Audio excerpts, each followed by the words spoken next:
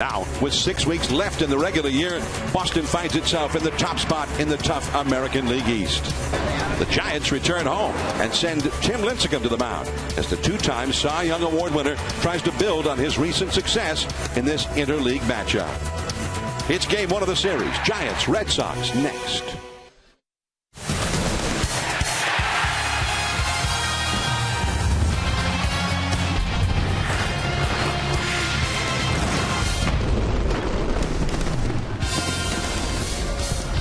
A beautiful night. It feels like a summer's night for the summer game. There's fog, but it's not here, not at AT&T Park, as the Giants take on the Boston Red Sox in interleague play. Hello, everyone. I'm John Miller with Mike Krukow. Dwayne Kuiper in the middle innings. Welcome to San Francisco Giants baseball. And right now, baseball is fun again for the Giants hitters. They've been struggling for a few weeks, but they seem to find themselves in the ninth inning in Washington on Thursday when Hector Sanchez hit that dramatic 3-run homer. Then they scored 25 runs the next 3 days in Miami. So, is that the start of a trend for the Giants? Well, Bruce Bochy is hoping that it is indeed that start. If you look at the middle of the Giants lineup with Hunter Pence and Brandon Belt and Buster Posey and Pablo Sandoval, this is the first time all year all four of them have actually been hot. On top of that, the table setters are hot. You get Gregor Blanco's hot and Brandon Crawford swinging the bat well, and Andres Torres is starting to put it together. So guess what? First time they feel like they're an offensive club, and it's just about time, because you better bring some game when you play the Boston Red Sox. They're a team that has scored more runs than anybody else in the American League, although now they're sputtering just a little bit. And they don't have their DH tonight. However, the guy who is the DH is going to play first base anyway. David Ortiz, Big Papi, is I think he's looking forward to the challenge. He finally got a chance to break out his glove and play some catch. He will be the first baseman tonight. Now, the Giants coming into tonight's ball game have not done well in interleague play this year. Against the big bad American League East, they're 4-10. This is their chance to make amends. All right, so the Giants, the Red Sox, it has that postseason feel to it with these two ball clubs. The Giants are ready to play ball. Dustin Pedroia is here. And stay tuned. We'll take you to the Comcast Sportsnet studios for an update right after these messages.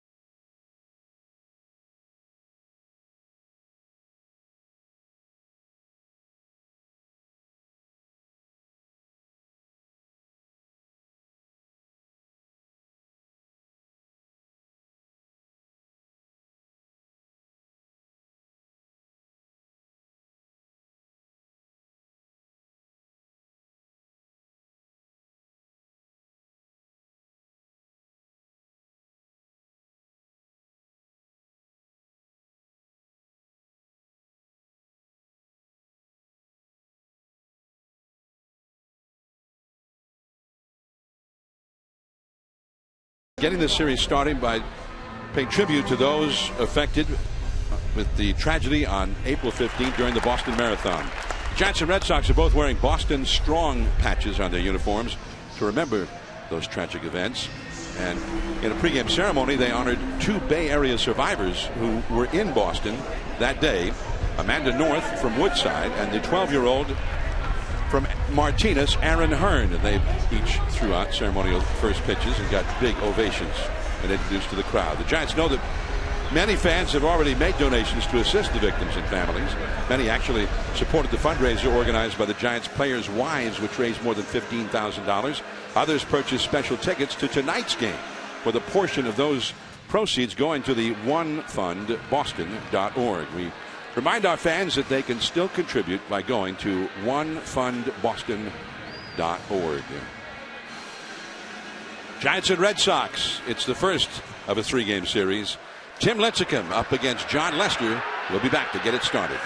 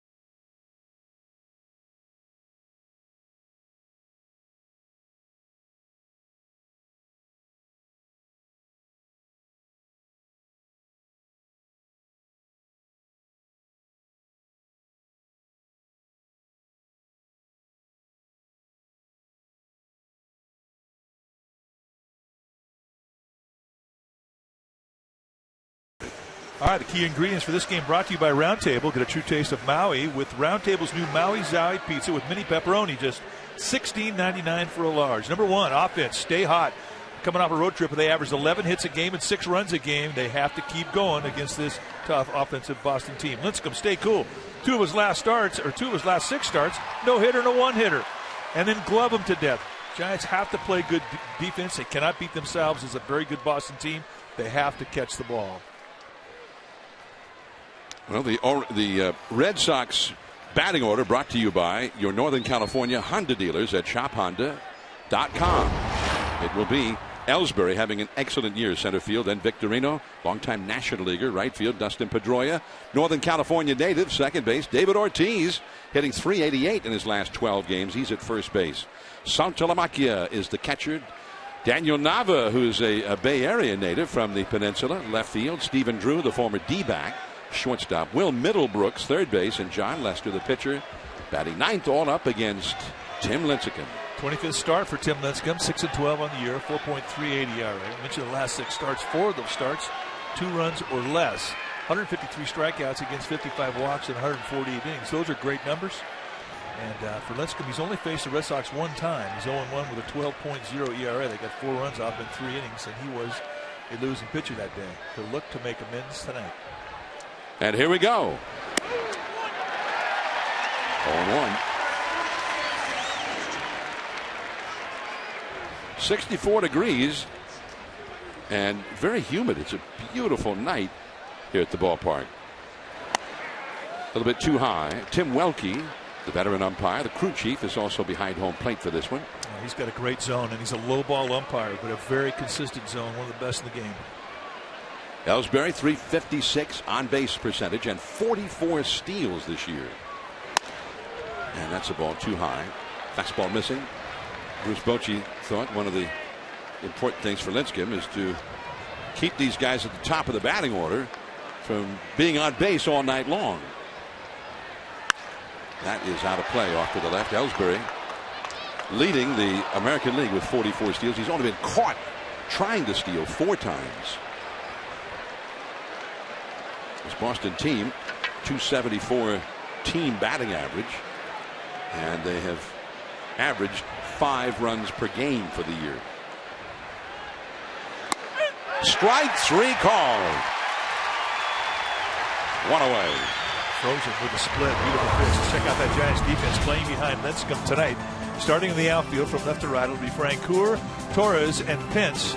Good arms on the corners. Brandon, Crawford, Sandoval on the left side of the infield. Scudero and Belt on the right side. Buster Posey, he'll be in the squat, putting down the signs. Now Shane Victorino, longtime member of the Phillies. Victorino, who finished last year with the Dodgers.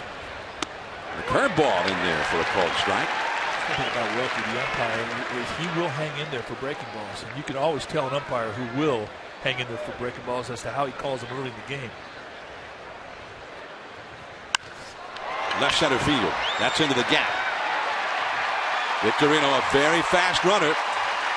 But Francoeur quickly playing the carom and hurrying it back to the infield holds him to a double.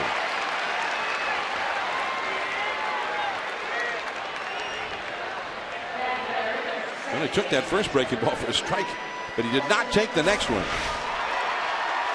And he comes back with another breaking ball. That's a little slider right above the belt. That's got hang written all over it. And one thing we've always known about Victorino is he is a good mistake hitter. He got a mistake, did not miss it. Dustin Pedroia, .291 average. And he has, like several Red Sox, really been struggling since the All-Star break. Lincecum with the spin move towards second. Victorino back to the bag. Pedroia's got 8 homers, 69 runs batted into, .370 on base percentage. There is Big Papi, David Ortiz on deck. The wind blowing out toward left field as we start. At the knees for a called strike. 91 miles an hour. Red Sox have a 1-game lead in the American League East over the Tampa Bay Rays. The Rays are playing in Baltimore. Baltimore 4.5 out in 3rd place in the division. And the Rays have a 4-3 lead over the Orioles at Camden Yards in the 8th inning. 0-2. Some things don't change, and one of them is Dustin Pedroia. He's not a big guy, but he swings the bat like he's trying to launch one. Oh, yeah, he tries to knock the cover off the ball. This is the heart and soul of the Red Sox right here.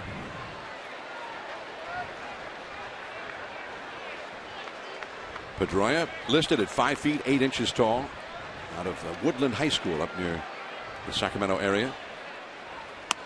Strike 3 called. Pedroia begs to differ. He thought it was inside. Same pitch that struck out Ellsbury.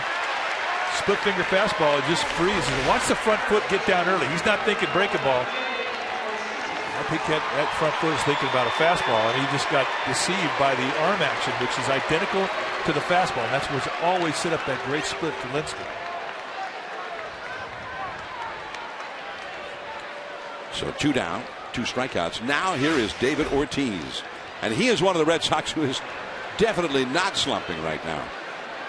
.327 average for the full year, 24 homers, and a .408 on base percentage, nearly a 1,000 OPS, just off the outside of the fastball. Not by much, at 92 miles per hour, and that's the one thing we've noticed the last 3 starts of Tim Lincecum is he's starting to spot the fastball. He's getting command of it, and it's become a strikeout pitch for him.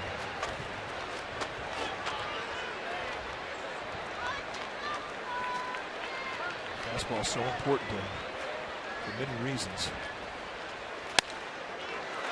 And it's 2-0, up and in. The way he was throwing early in the year, I mean, he had command of his slider, his curveball, and his split. The fastball just wasn't there, so he had to throw the off-speed stuff a lot. And basically, guys would start sitting on it. They would completely forget about the fastball. His inability to control it, they didn't concern themselves with it. But now he has control of it, and it's become a good weapon again. That's foul off the left field line. 2010, late June, right here. Lincecum and Big Papi lost one into the bay.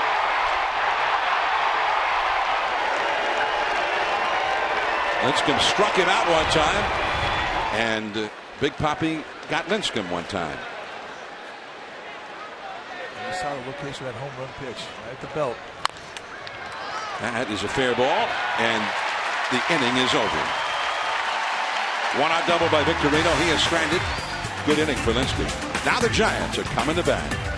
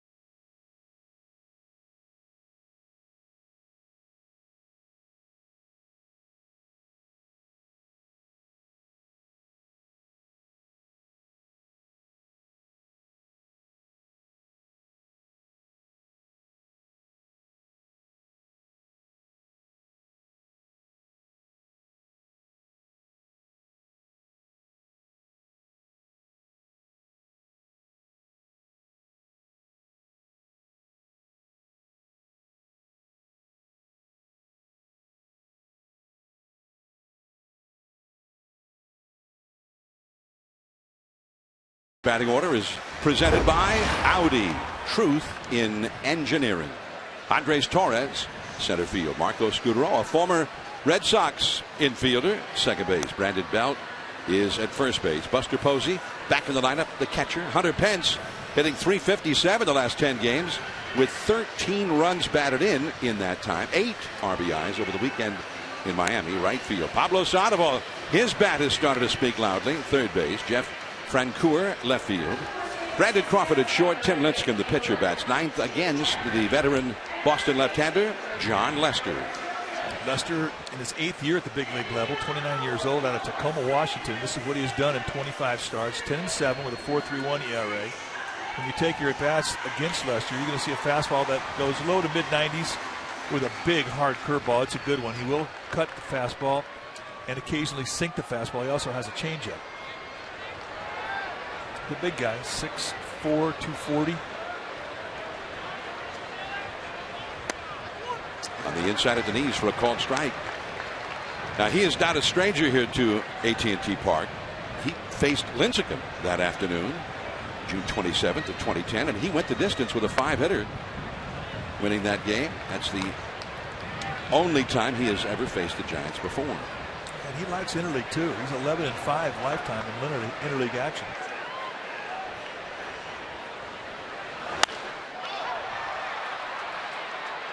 There is Victorino, and Torres is gone. Take a look at the defense the Boston Red Sox will employ behind John Lester. Starting in the outfield from left to right will be Nava, Ellsbury, and Victorino. Victorino has the best arm in that outfield, and it's a good one. Drew and Middlebrooks on the left side of the infield. Pedroia and Ortiz on the right side. Jared Saltalamacchia will be in the squad, putting down the signs. So here is Marco Scutaro. And Scutaro is the Giant who has faced Lester more often than any other from his days in the American League. And he has a .318 batting average against him.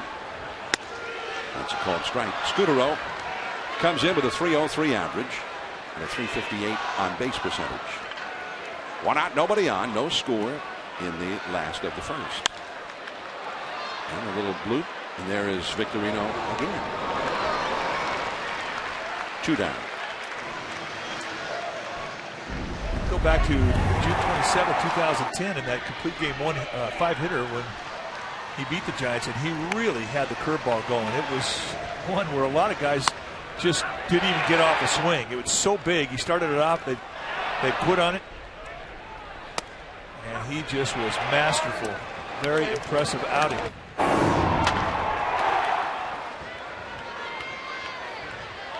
So Benjamin Molina is one of those hitters.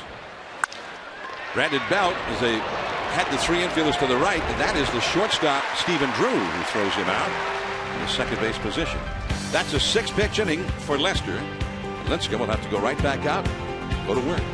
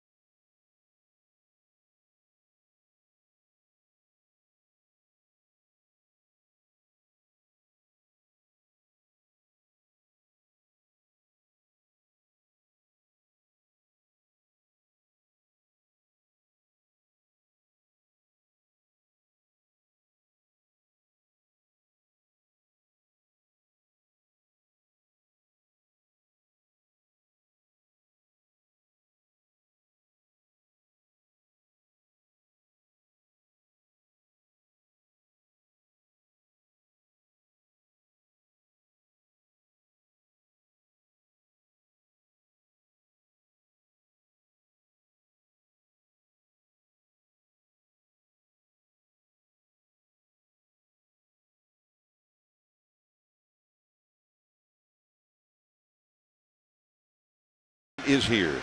See your Toyota dealer for 0% APR on 2014 Toyotas. The last 9 World Series champions, twice the Red Sox in a 4-year period won it, and of course twice in the last 3 years the Giants on that list. Also the Cardinals in there a couple of times as well, 06 and 2011.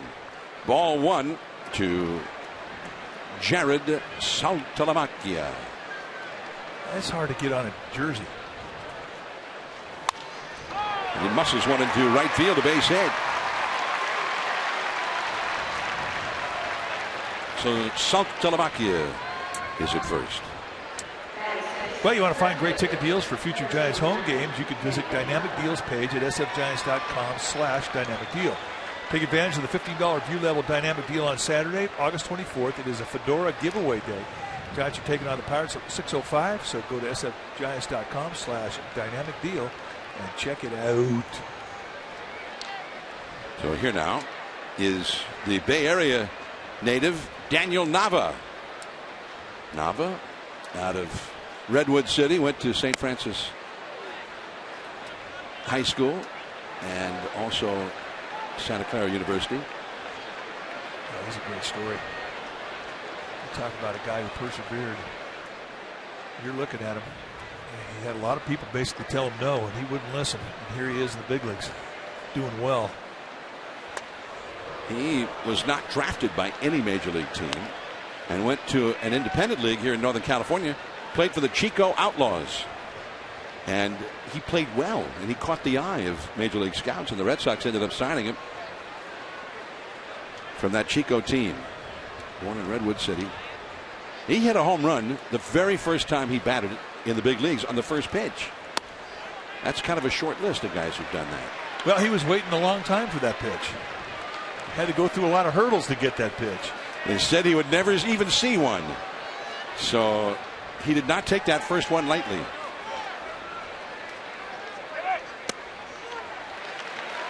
Three and one the count to him now. That was back in 2010. And he made his debut in an interleague game against the Phillies. And it wasn't just a home run, by the way. Now I'm shortchanging him. It was a grand slam in his first major league plate appearance. And he gets a walk. It was June the 12th, his first major league plate appearance.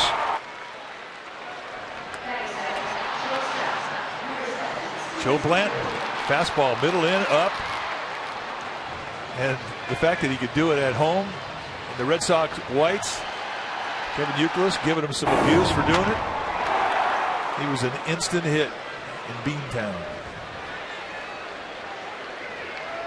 Nava, third player in Major League history to hit a grand slam in his first career plate appearance, going all the way back to 1900.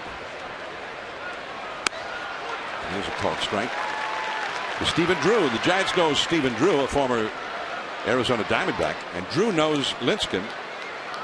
He's had 42 career at-bats against him, only a .214 average, but 3 doubles, 2 triples, and a homer in that time. He's got a chance to do some damage here. 2 on, nobody out, and a swinging strike 2.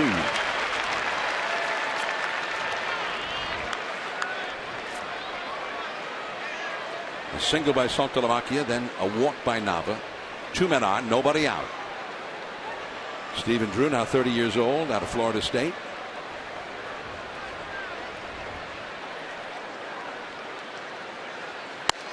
And that fastball is off the outside. 1 ball, 2 strikes. A little bit of an uppercut. A lot of teams try to exploit that by pitching him up. He will chase. So that's going to be the second strike and try to go back there again, 0-2.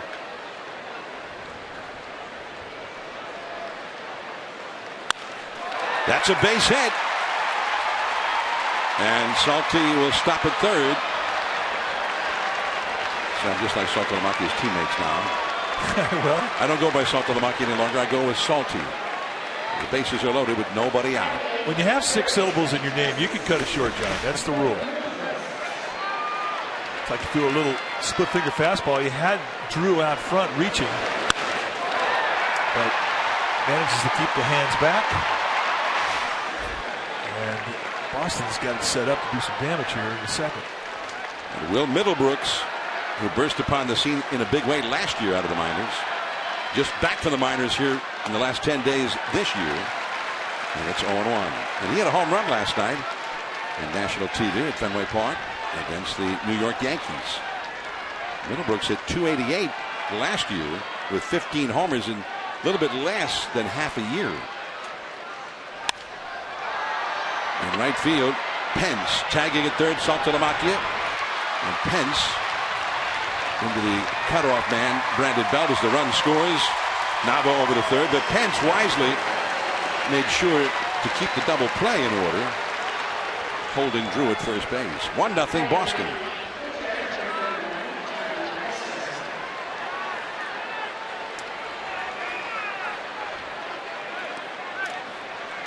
And here is John Lester. Middlebrooks was struggling so terribly. He was hitting in the 190s. The Red Sox sent him back to the minor leagues. And he got his stroke back. And when he did, they brought him back to the big leagues. And he's hit much better since his return. He stumbled, and that is a balk for the second run. Wow.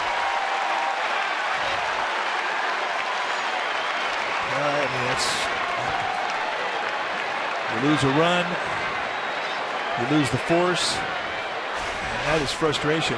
Watch the stride step, or his push step rather, and it slips off the rubber. And he really has done that on other occasions. We've seen it happen before. And when he pushes off just with the inside part of his right foot, off the ball of his foot, and when that spike on that side of his shoe will slip up over the mound, it causes a slip, and then that's a big mistake.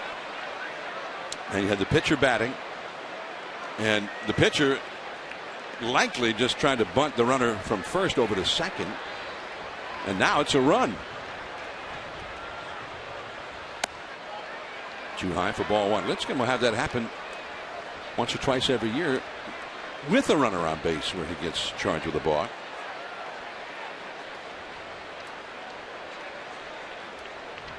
This one was in a particularly bad spot. Lincecum, Scudero covering, and over to third base goes Stephen Drew. 2 runs in for the Red Sox, and the leadoff man Ellsbury coming up.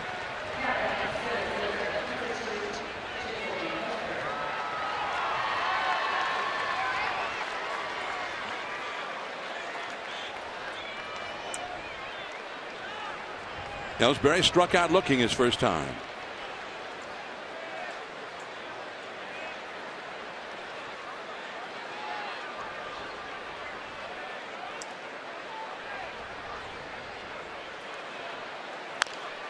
That curve is bounced foul. 1 strike to Ellsbury. Ellsbury, who's from the West Coast. He grew up in Oregon. Ellsbury from Madras, Oregon. And he broke into the big leagues with the Red Sox back in 2007. He went to Oregon State University. And in 3 years there, he hit .365. But not that many teams were hot to get him. Coming out of college, he was a 23rd round draft choice. And he's believed to be the first Native American of Navajo descent to ever play in Major League Baseball.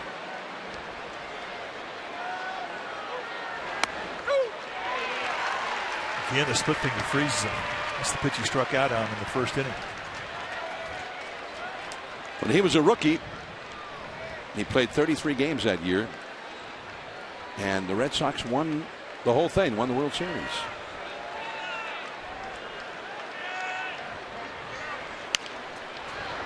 It's foul, past third. 1 ball, 2 strikes.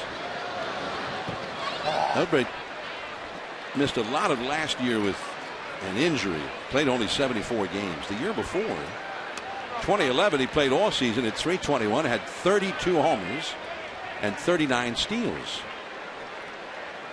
So he's come back well from that, but not with the power numbers.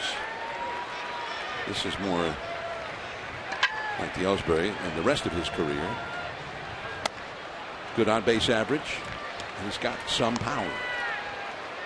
2-2 the count. Yeah, smart player. And an excellent defensive center fielder. Yeah, when you move Shane Victorino to right field, you're a good center fielder. Because Shane Victorino can play center field. Still 2-2. Victorino, Gold Glove caliber center fielder. And that was part of what the Red Sox did when they went after Victorino. I think they surprised a lot of people with how aggressively they went after Victorino. They gave him a very big contract, and he didn't have a big year last year. But trying to keep other teams from scoring runs, part of that deal. Now the off-speed pitch in the dirt, smothered by Posey, and it's a full count, 3-2. Run prevention.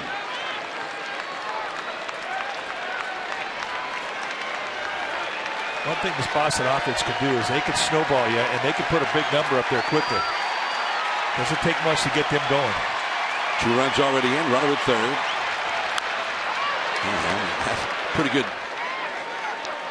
off-speed pitch there that he just got a piece of. Well, the Red Sox see more pitches than any other team in the major leagues. They have the highest on-base percentage of any team in the majors, as well as being the highest scoring team. Dustin Pedroia in the hole with Victorino on deck. And again, fighting one off. That's a fastball. Catcher's interference. So, for the second day in a row, catcher's interference. Yesterday it was Hector Sanchez. Today, Buster Posey. Listen.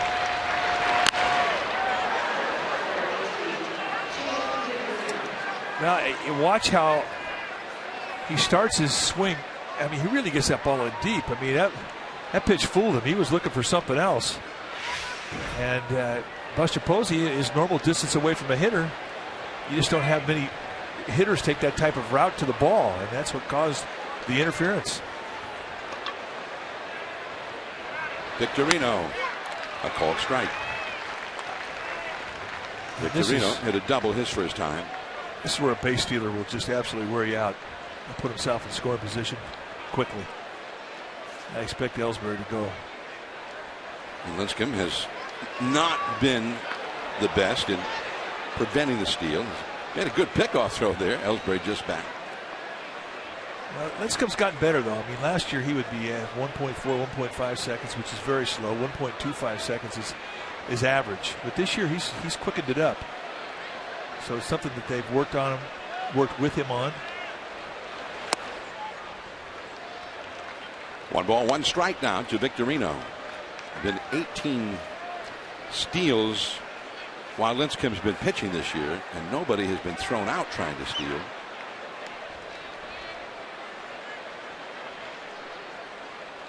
There's Ellsbury with Belt on the bag with him. Also Drew at third base. That's a foul, hit very hard into the crowd. 1-2.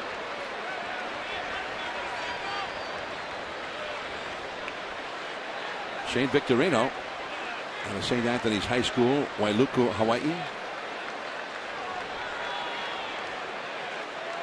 And when you see him, you always think Phillies. He was a big part of that Phillies ball club that won the World Series in 08. I think Bruce Bochy looks at him and he thinks Padres. He had him. And the Padres let him go. And Bochy will tell you that's one that got away. Because he really did have a great career in Philadelphia. And he's off to a nice start here in Boston. Good player. There goes Ellsbury. And that's a base hit to center field. Drew in to score. Bobbled by Torres. And then he throws in toward the plate as Belt cuts it off over to third base. Ellsbury, who was running with the pitch. So it is 3-0. And that was a 2-strike count to Victorino. Victorino hitting from the right side again. He's a switch hitter. Saw it last night. We watched the game with the Boston Red Sox and the Yankees. He was doing it in that thing too. Just watch the bobble. And the Giants are lucky here on the exchange. Is coming up and just makes a sloppy exchange. And it didn't really cost them 90 feet. Could have though. Now Pedroia hits on a mile foul on the left field line, swinging at that curveball, 78 miles an hour, and the count is 0-1. Well, this is truly a high-stress inning for Tim Lincecum. This next pitch will be his 30th pitch of the inning. Pedroia is the 8th batter to come up in the inning. 3 runs in. Out of play off the right field line. All the way back to the bricks. 0-2. Well, that's probably the most impressive 2 strikes we've seen all year. And he hit one 330 feet down the left field line, strike 1. Hit it to the wall, right field, strike 2. So a couple of foul big flies here for Pedroia. 0-2 the count. There goes Victorino. And that is a foul out of play off to the right.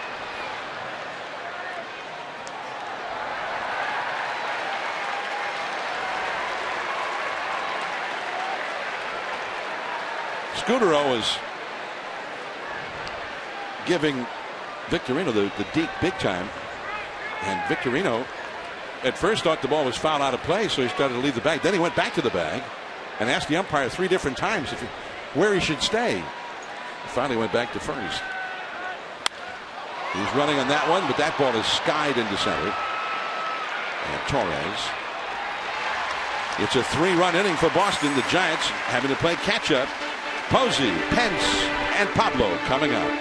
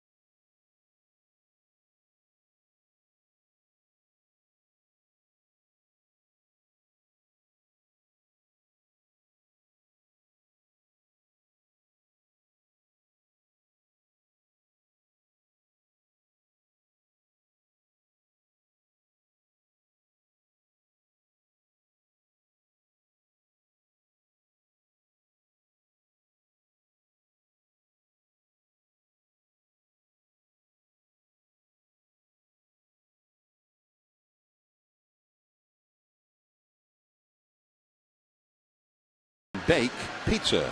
Pablo, he's hot. His last 5 games, he's hitting a cool .500, 10 for 20 with 3 doubles and 7 runs batted in. Pablo, you'd just like to see him stay hot too. Here's Buster Posey to lead off against Lester, and the Giants are trailing 3-0. Posey hitting .303, 14 homers, 61 driven in, and 376 on base. Over the outside, 1 ball and 1 strike. Posey went 0 for 4 against Lester in that game back in 2010.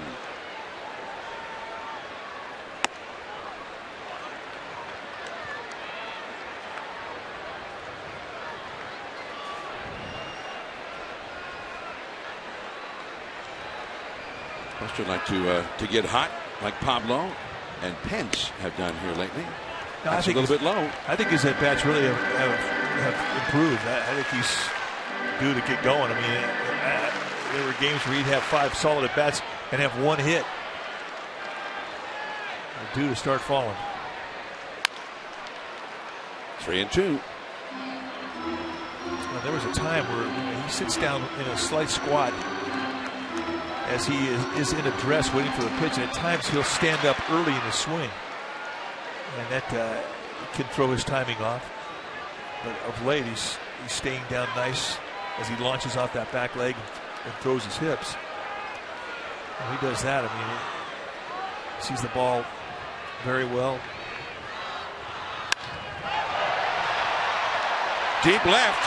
Nava in front of the wall, and he's got it. Wrong wall. Fenway Park. That's into the monster seats. Well, just about any other ballpark in America, that's out. And there has to be a little bit of frustration when you're putting together a swing. You want to see some reward for it. High fastball, and he gets underneath this with some backspin. And now, as he's going down that first base line, he's starting to measure because he thinks he got it. And Nava drifts back all the time in the world because it's such high. But And Posey, who doesn't usually react, can't believe it. Hunter Pence, ball one. I checked the home run tracker online today, by the way. Yeah. And it also said exactly 459 feet for Pence's home run yesterday. 1-1. It's kind of the home run distance Bible, the home run tracker. Well, I believe 459. I didn't believe 420 when they said 420.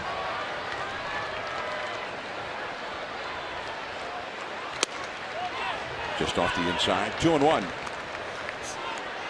Similar flight path of the fastball that you see from Madison Bumgarner.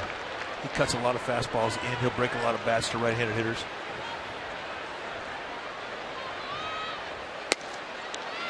And that cut is a little bit low. 3-1. Yeah, Lester didn't think so. He's thinking both those last two pitches were good enough to be called strikes.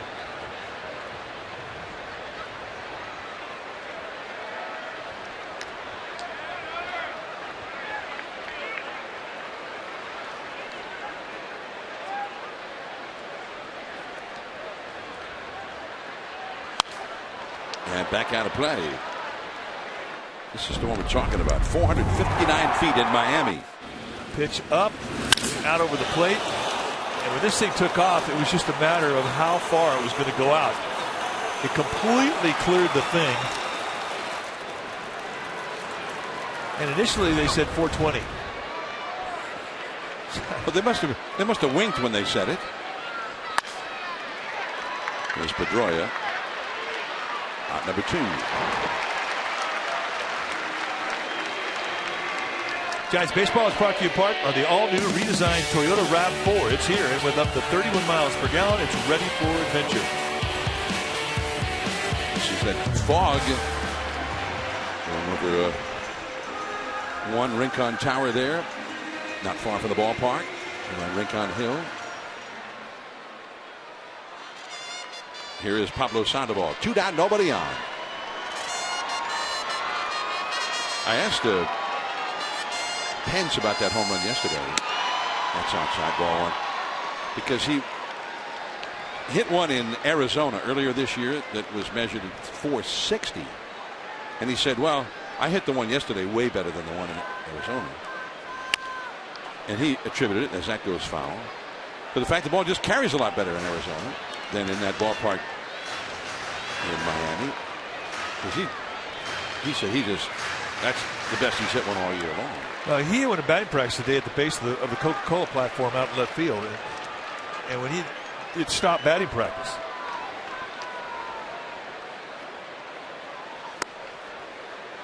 Zone 1 to Pablo. You saw Pablo's numbers. 10 for 20 in his last 5 games.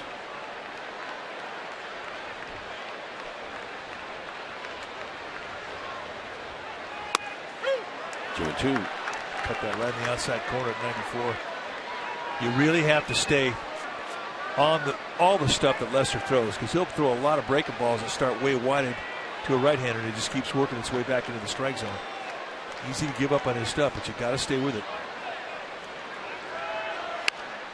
Wow. Shot it right over to the Giants dugout, hit the screen right in front. And there were several guys there who were very happy to see that it hit the screen. All right, ugly finder, who's it going to get? Mark Gardner. Look out, Gardy.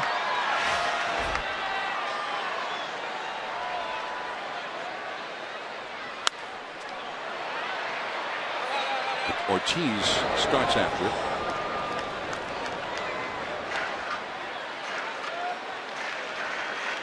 Two down, nobody on. 2 balls, 2 strikes to count to Pablo Sandoval. Yep, the moon's starting to peek out from the clouds.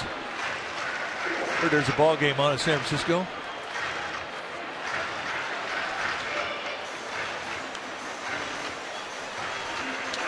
Beautiful sky. There's Oakland right there.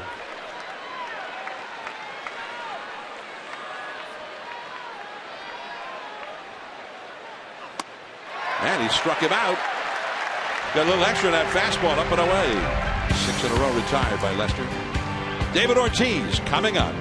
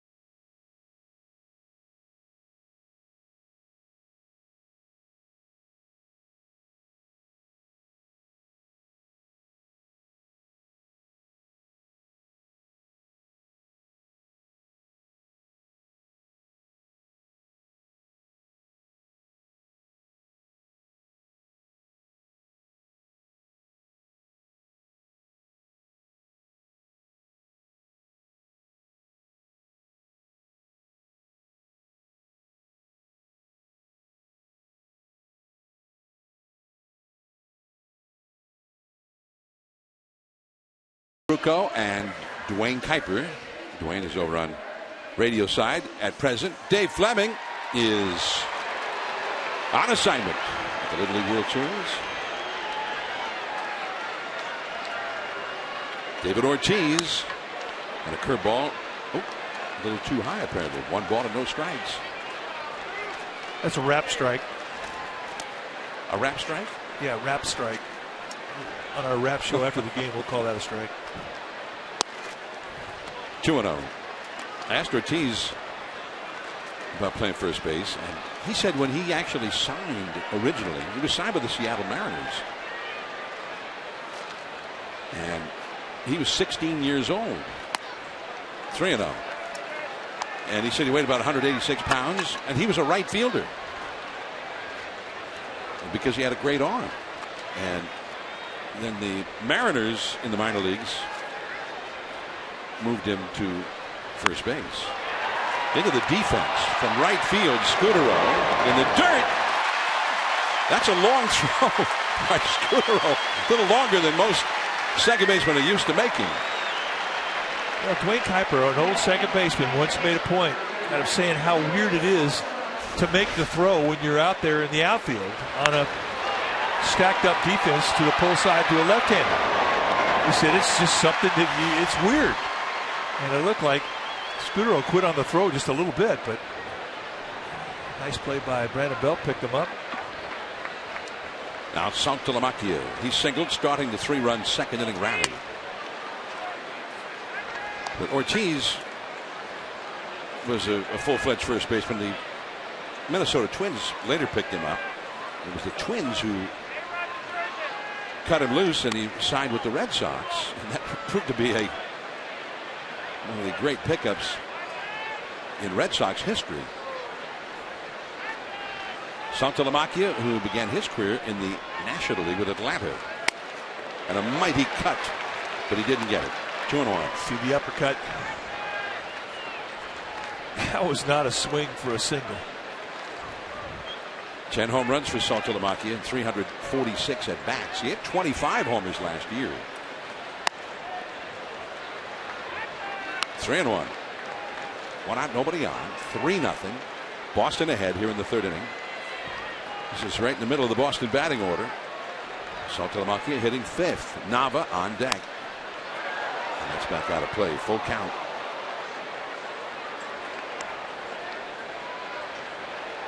Red Sox might be keeping one eye on that hand-operated out-of-town scoreboard in right field, where Tampa Bay and Baltimore are listed. That game at Baltimore is in the last of the 9th, 4-3 Tampa Bay. Good pitch. Now our right choice, brought to you by Ford. Need some help with the pump? Test drive an efficient new Ford today. It's the right choice for California. Ray Durham hit this leadoff homer against Pedro Martinez against the Red Sox back in 2004.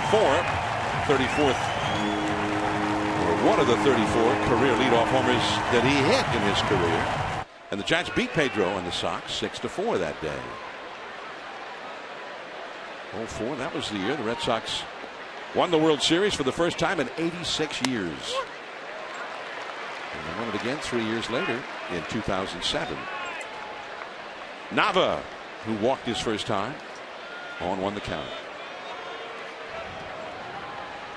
It was Nava who scored on Lincecum's balk back in the 2nd inning. Called a strike on the outside. It's got to frustrate Lincecum. That's the same location that he threw to Santalamacchia on the 3-2 pitch. It was called a ball. So a little inconsistency right now, that outside part of the play for Tim Welke, the plate umpire.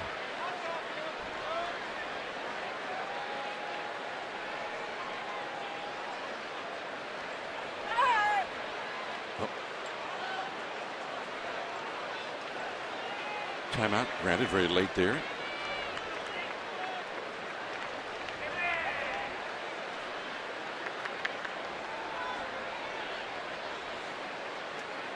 Oh, 2. Right up the middle. And a few guys have hit that changeup that split. That one on 2 strikes and a solid single to center. And here come the Boston Red Sox again.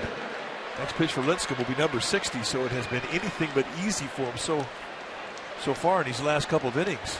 A lot of stress.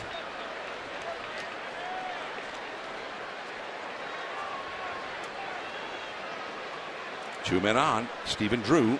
He singled his first time.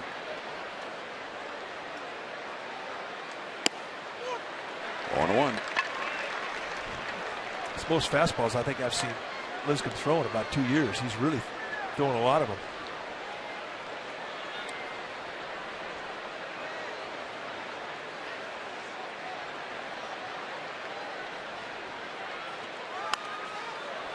Got in the hands of that one. Little cut on that fastball. And it's 0-2.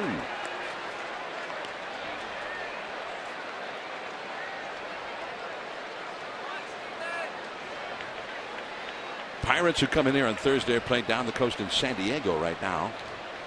We'll score there. Last of the 3rd. This could be 2. And Scooter up. Nope, he's just going to go to first with it. Had a little bit of a tricky hop. Looked at second, but got the sure out at first. Now second and third. Got the 8th place hitter coming up, and then the pitcher.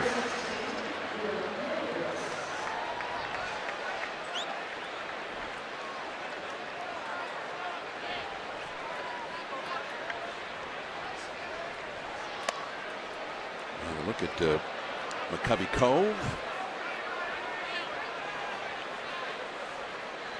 And they are, in fact, going to walk Middlebrooks.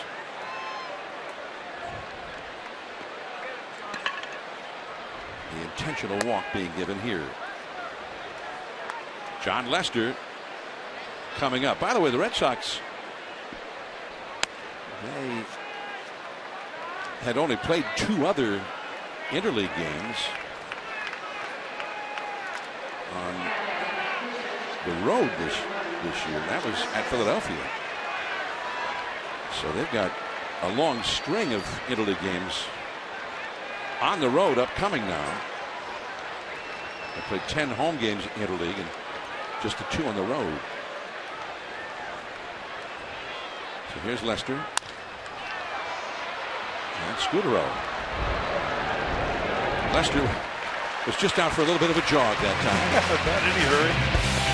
3 men stranded. Frank Coeur coming up.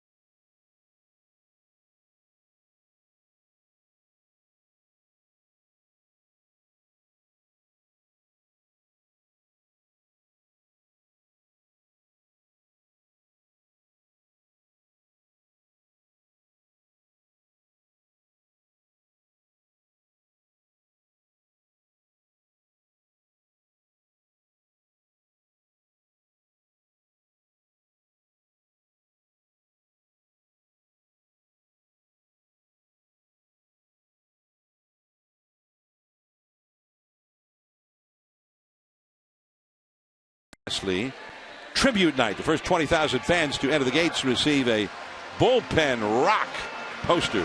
There's also a special event package for this night, including a ticket to the game. You need that and an Elvis Presley Giants bobblehead. For tickets, visit sfgiants.com/special events. To receive the Elvis bobblehead, you must purchase the special event ticket package. Well, that promises to be a very interesting night. Elvis in the black and orange.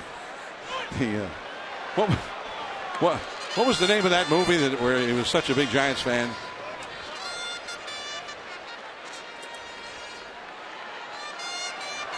Well, I have to think about that. Francoeur with a count of 0-2 here against John Lester.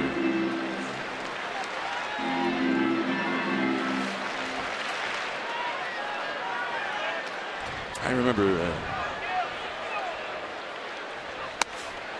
So that's all. He makes short work of Francoeur.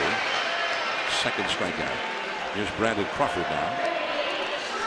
That was a 3-pitch seal. Well, right now it's time for Ion Giants. It's brought to you by Ion Camera.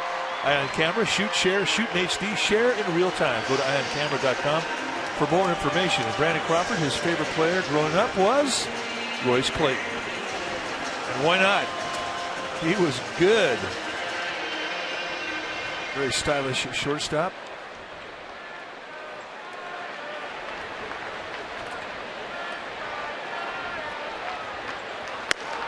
Called a strike on the outside at 94 miles an hour. 0-1, 1 out, nobody on. Crawford tied up the game in Miami yesterday with a home run into the right center field bullpen. Ball and a strike. Anyway, September the 9th, Elvis tribute night. The Elvis Giants bobblehead. We have until then, really, to get those Elvis Giants movies together. And some of those Elvis Giants hit songs. 2 down, and now Lincecum.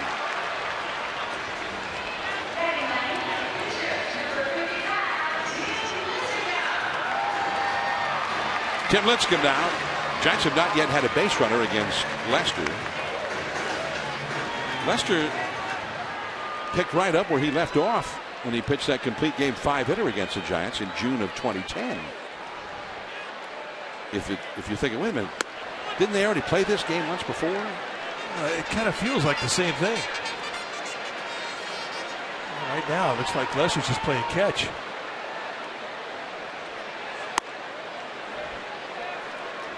One on the count. He had a 6-pitch first inning. He's only thrown 33 pitches altogether in these first 3.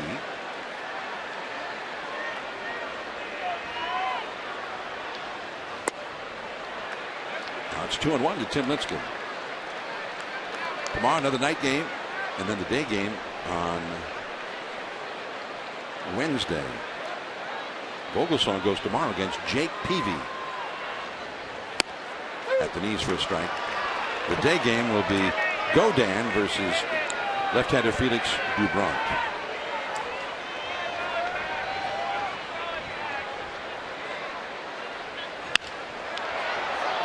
Still 2-2. A couple of native Washingtonians. John Lester from Tacoma. Tim Lincecum from the Seattle area. The Mariner fans are not happy in either case. You want to get a Mariner fan riled up? Talk to him about Tim Lincecum and John Lester, why they're not pitching for the Mariners.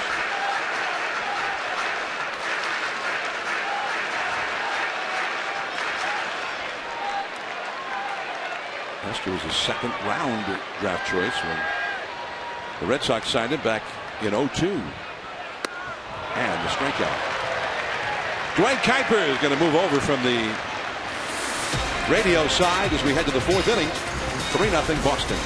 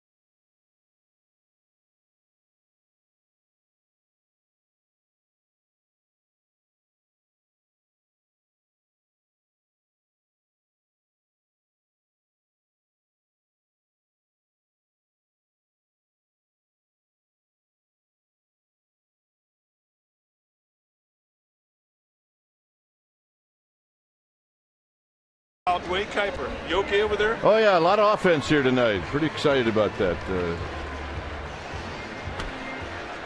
John Lester shutting him down. Well, I mean, he's perfect through 3 innings with 3 strikeouts. He's kind of just playing catch right now.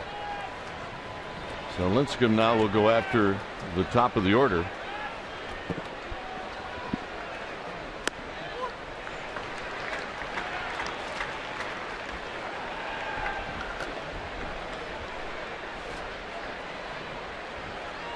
Ellsbury is now hitting for the 3rd time.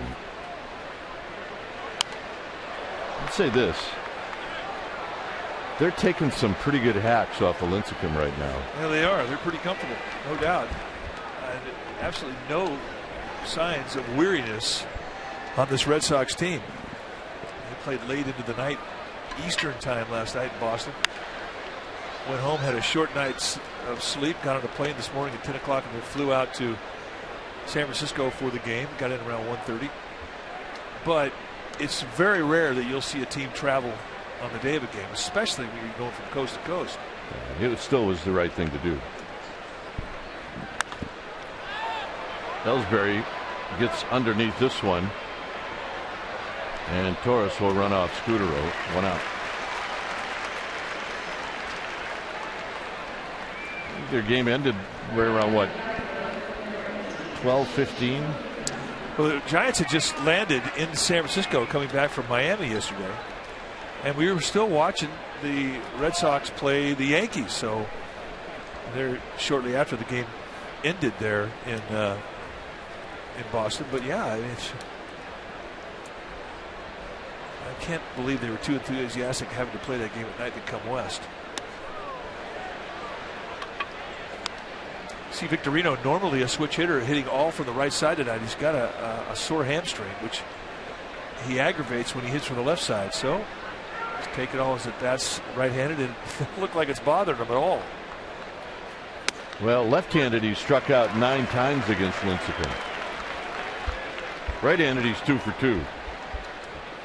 And it's a hard 2 for 2.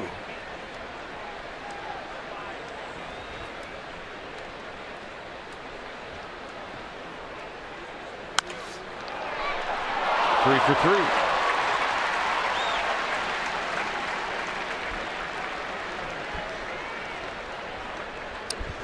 Well, MLB.TV celebrates 11 years. You can catch the rest of the 2013 season here in HD quality. When you're away from the Bay, you can't watch the Giants live. You can take your team with you with MLB.TV on more than 350 mobile and connected devices. So visit MLB.TV today. Baseball everywhere.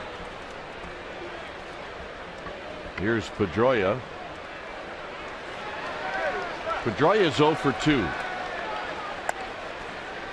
So Lincecum out of the stretch, and that fastball is high. Pedroia struck out looking, and he's flied out to center field. He has had a couple impressive foul balls there.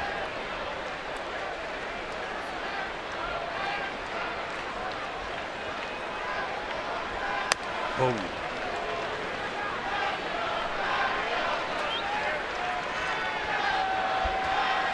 There's David Ortiz.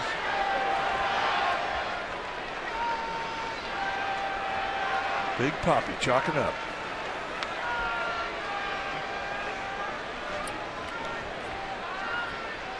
Hit on the ground. Crawford could be a pair. And it goes 6-4-3. And that'll end the inning. Top of the order coming up for the Giants. They need to get a base runner. It's 3-0 Red Sox.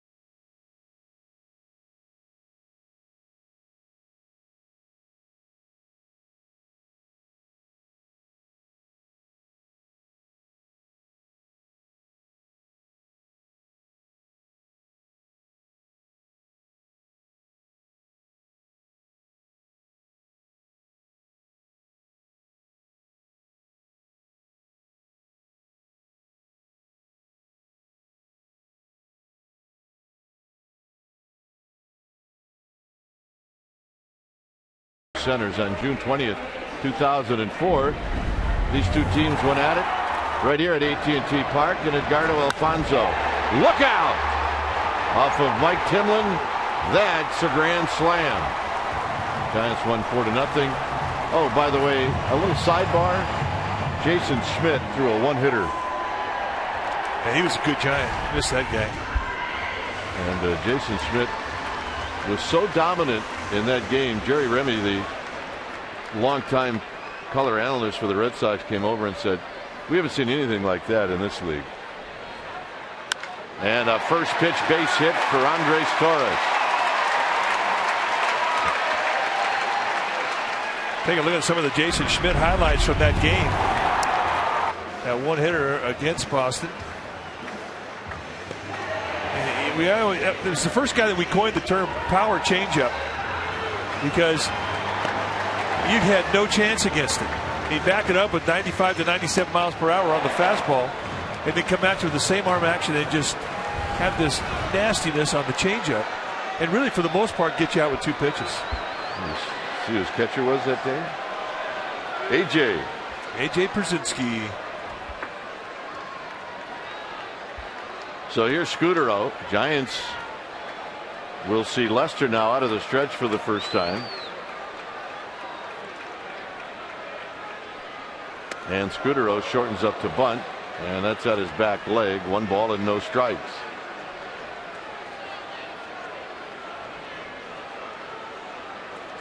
Scudero, during batting practice, John may have mentioned it, but when the Red Sox came out, the Giants were taking BP. It was really fun to watch the affection that these Red Sox players had for Marco Scudero. And that's not the first time we've seen it. We've seen it when he's gone to Toronto. We saw it when he was in Colorado, Atlanta, everywhere this guy's gone. He leaves a pretty amazing relationship. Here's the 1-1, and again it is a pitch inside as Scudero runs up, and it's 2 balls and 1 strike. But it probably says a lot about the guy. And you spend any time at all around the guy, and you can figure out why he's such a popular player. He's a good teammate, a humble man. And it's really the perfect temperament to have if you're going to last a long time in this game, and he has. Lester holds it a long time, and Scudero wraps it foul down the left field line.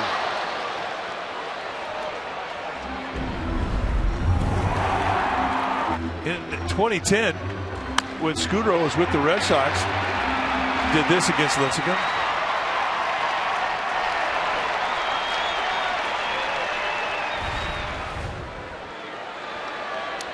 Scudero 4 years in Oakland, very popular on the other side of the bay. And someday, when he's done playing, he'll stay in this game in some capacity.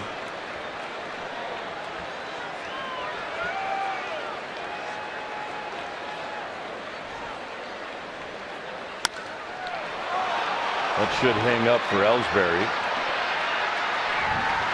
1 out. Frustrating for Scudero. He hit a ball hard down the left field line, missed the double by a foot or 2 or 3.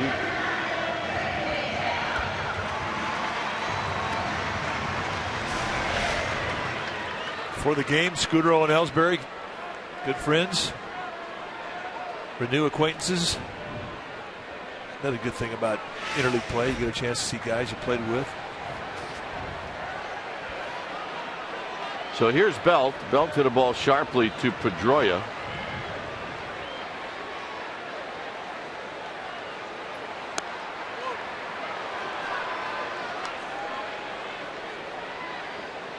So Belt thinking that pitch was wide. It's no balls and 1 strike. Way off the line at third is Middlebrooks. He's actually looks like he's playing more at the shortstop position. And it's now 0-2. Good hard slider.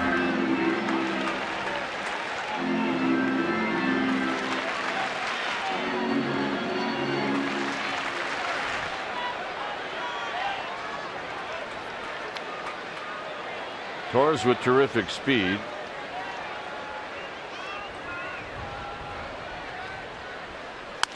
And this is hit on the ground, maybe a pair. Not in time.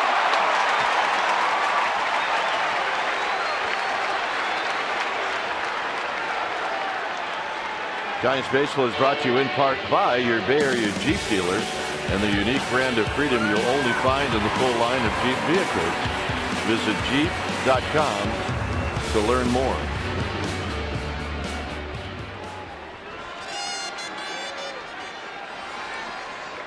Buster Posey narrowly missed yanking one out of the park in the second inning.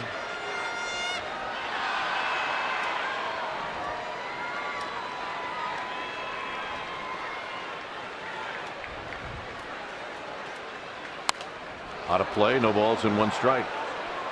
He's had good balance in his swings tonight against Lester. I mean, you've been able to say that the last week, and really had a nice road trip swinging the bat. He didn't get all the hits he should have got either. I mean, right now he's swinging it well, and he's just kind of hitting in hard luck.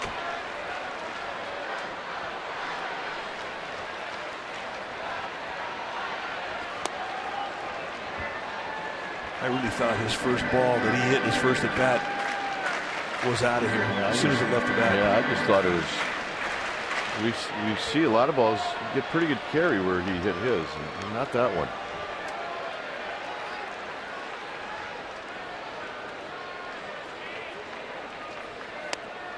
One and two. Go back to the second inning. Fastball up. This is the one we're talking about. Lester tried to get that ball in on him, and Posey stayed inside of it. And a rare showing of emotion when it didn't go out.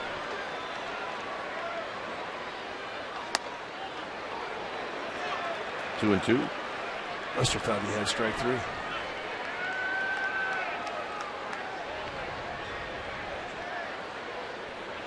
Now that's the way a lefty should wear his hat. Where's it good? 2 balls, 2 strikes.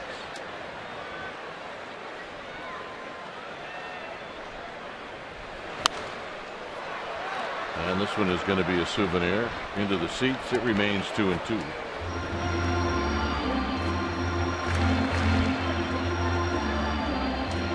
.52 pitches for John Lester.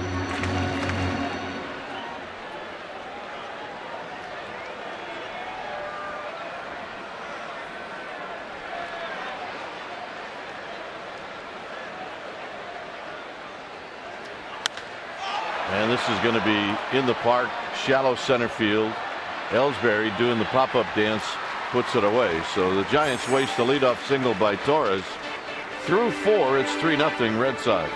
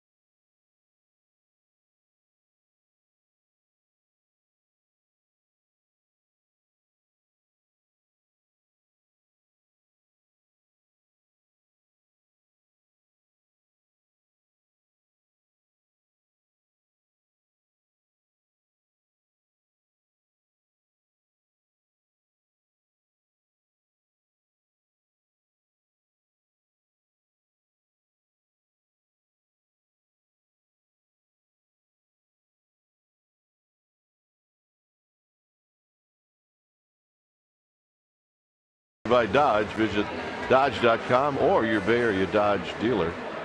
See the Mets win. The Rays beat the Orioles on the road. The Rangers smoked the Astros. Indians are leading the Angels. A's with a 1-0 lead. That game in the 6th inning. Here's Ortiz facing Lincecum. And on the first pitch, Belt will take it himself. 1 out.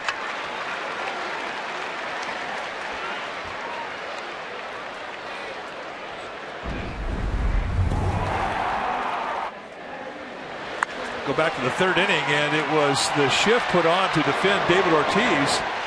And it was Marco Scudero, who was well out in right field, who made the play that threw a one-hopper to Brandon Belt. I was telling the story about how when it happened to you and you had to play a similar defense as a second baseman, it was kind of a weird throw. Impossible.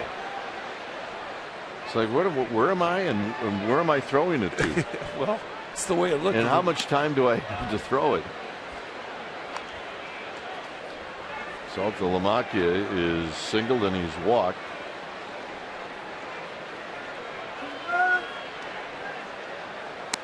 He can take a swing, can he? 1 ball and 1 strike. Take a look at the shift put on the wishbone defense. And it goes down to 1 hopper, then all of a sudden, I mean, it screws you up. It's 1-2.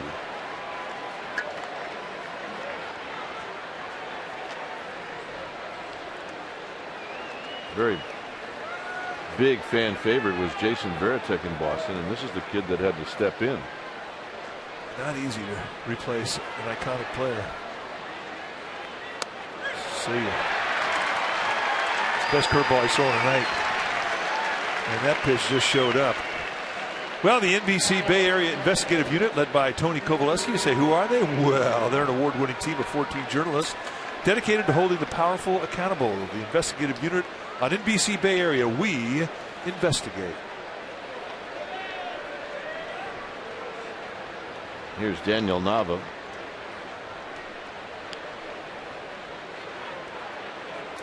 Been on base twice.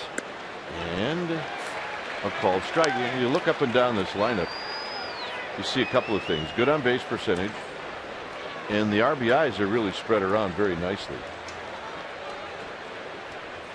And here's a guy, he's got 55. There's a lot of guys having good years and a lot of similar type hitters. They're not in any hurry to have their at bat. They'll take pitches, they'll work a pitcher, they'll hit the ball where it's thrown.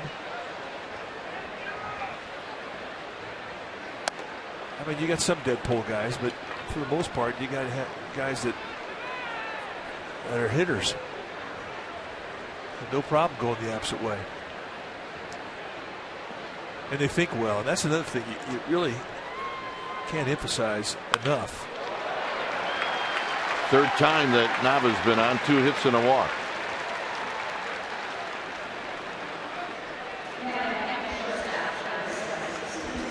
It is monsoon season and a little lightning in the area. That is looking south over Potrero Hill.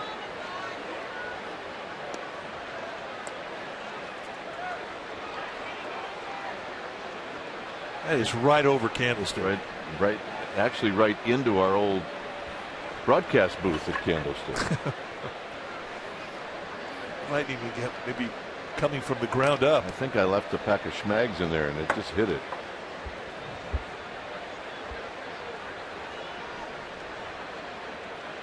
Drew is 1 for 2.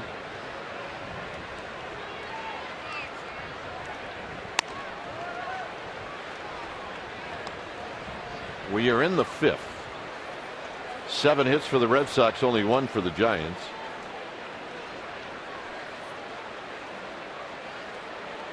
Lincecum's got better stuff now than in the first 3 innings.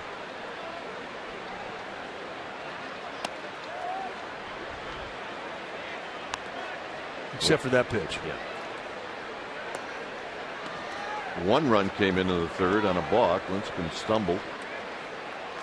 Yeah, that definitely was some weirdness. But it's not the first time we've seen it happen to him. He started his motion and his back foot pushed off the rubber. And he slipped. 2 balls and 1 strike. Those are healthy cuts. They are healthy ribs.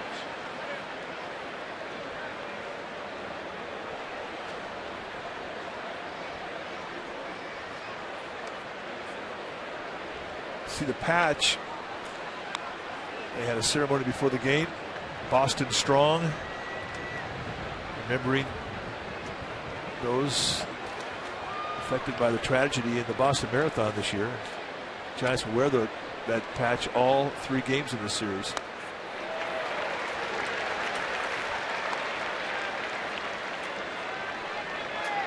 So it's 2-2, not a Drew.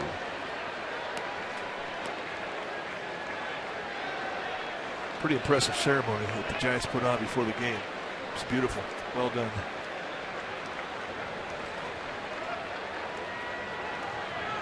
Two and two with Nava at first.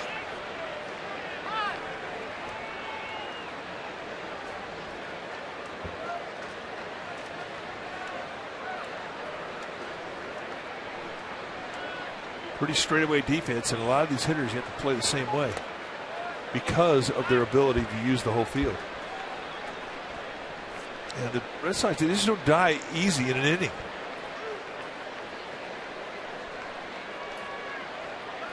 Well, the inning in the 4th was pretty quick because Pedroia bounced into a double play. Other than that, Red Sox have definitely strung together some pretty good at bats. Runner will go, and this is hammered into right center field. Torres on the move, and it's off the top of the wall. Nava's going to score. Drew missed a home run by 5 feet, and it's 4-0.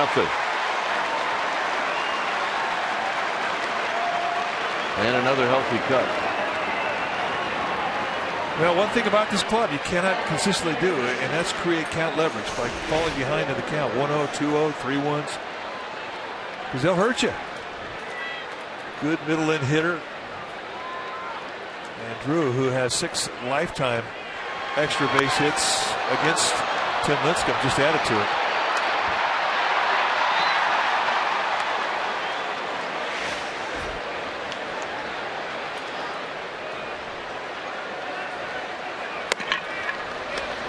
So Middlebrooks will be walked for the second time as Moscoso is in the bullpen now, getting loose. Lincecum has thrown 95 pitches. Lester's going to hit. He's hit with men all over the place. He sacrificed bunt in the 2nd with people all over the place, and then with the bases loaded in the 3rd, he bounced out to Scudero. It's 4-0 Boston.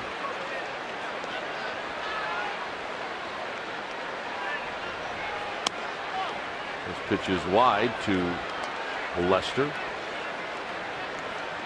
first 2 at bats for Lester in this game, the first 2 he's had this year.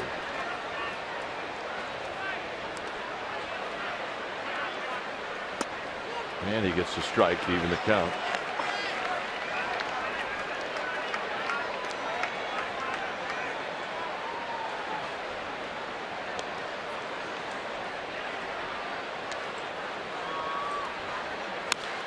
Lester gets a piece of it, and he lifts it just foul down the left field line and out of play.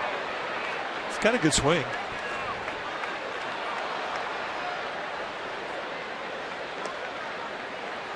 Yep, nice play.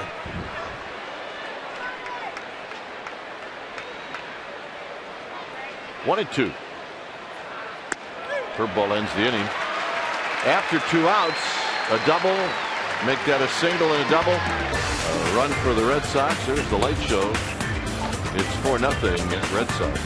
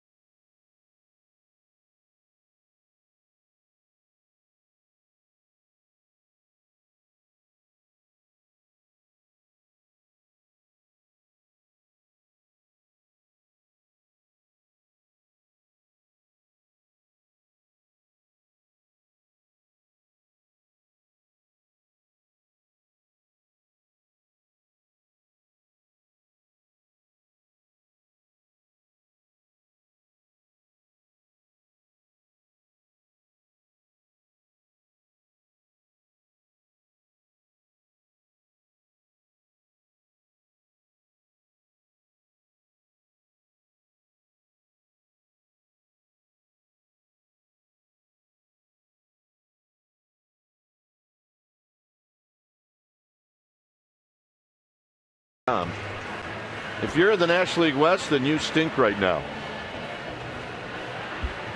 Phillies beat the Rockies, Reds beat the D-backs, Marlins beat the Dodgers, although the Padres are getting shut out. 3-0. There's the Cubs big over the Nationals, Cardinals over the Brewers in Milwaukee, and there's the Padres score. Here it's 4-0 as Lester will face Hunter Pence. And Pence fouls it back, and it's no balls and 1 strike. That Cubs Nationals game today, Jeff Samardzija, the big right-hander, had a complete game victory. And if I saw the box score right, was it Jordan Zimmerman who got lit up? Yeah, in 5 innings, he gave up 8. Doesn't do that against the Giants. No. 0-2 to Pence. Tell you, the big offensive guy for the Cubs that day, Nate Scherholtz, had 6 RBIs. Nate hit his 17th and 18th, or his 18th home run. 1-2 pitch. In tight to Pence. Lester keeps staring in when he throws that fastball on that inside corner, and Tim Wilkie keeps staring right back at him.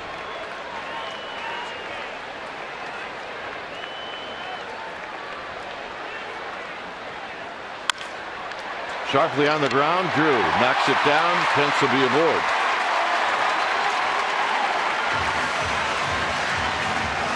And that'll bring up Sandoval. There'll be an error on Stephen Drew.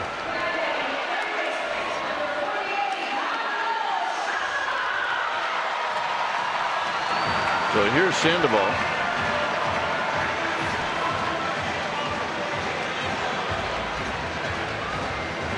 David Bush, our official scorer tonight, making the call.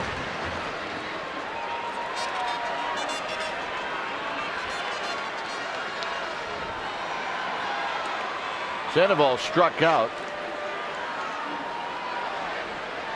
in his only other at bat.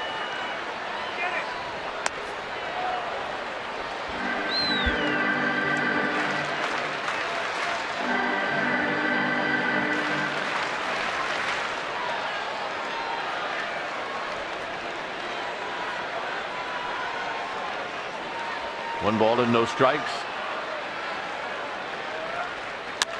Big chopper. Pedroia shuffles for 1. Double play.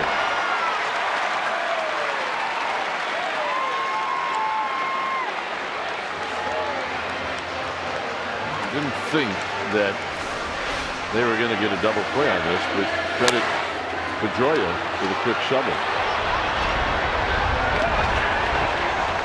Well, a nice quick shovel, and watch Drew really push off the back leg and get good momentum coming in to get a nice throw off, and that's where the play was made. And as you can see, Mike Everett, first base umpire, called it correctly. And with the help of a double play, Lester with a nice inning here in the 5th. 6th inning coming up. 4-0 Red Sox.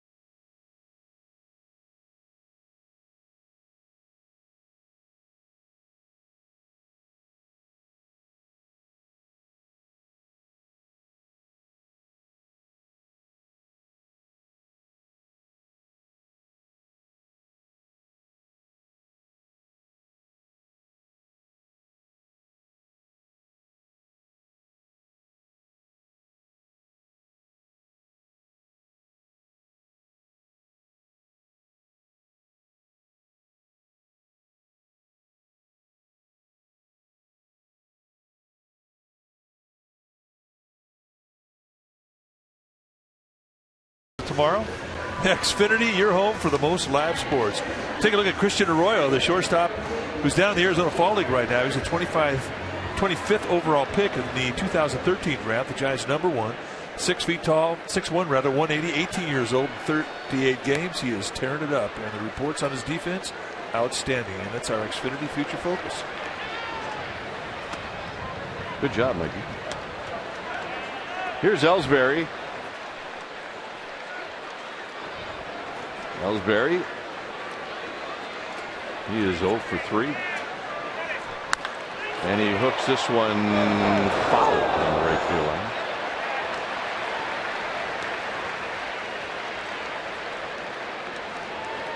How about this stat? He's reached base 10 times on catcher's interference.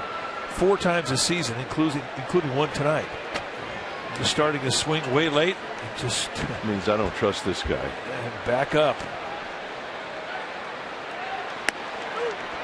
1-2. This is the one that happened earlier. And watch how far back the ball gets on. I mean, that ball was behind him.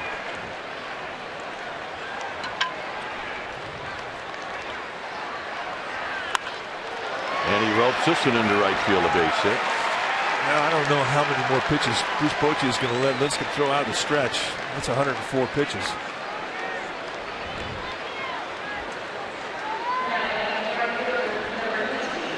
And most of his work tonight has come out of that stretch position. You see Buster Posey, or Bruce Bochy tell Buster Posey to go out and talk to Lincecum, and that usually means that he's coming very quickly soon after. And here he comes.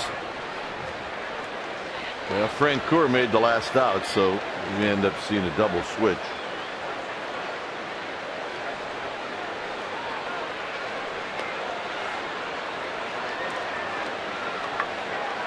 So Moscoso is going to be the pitcher. Brett Till's going to get an opportunity to play.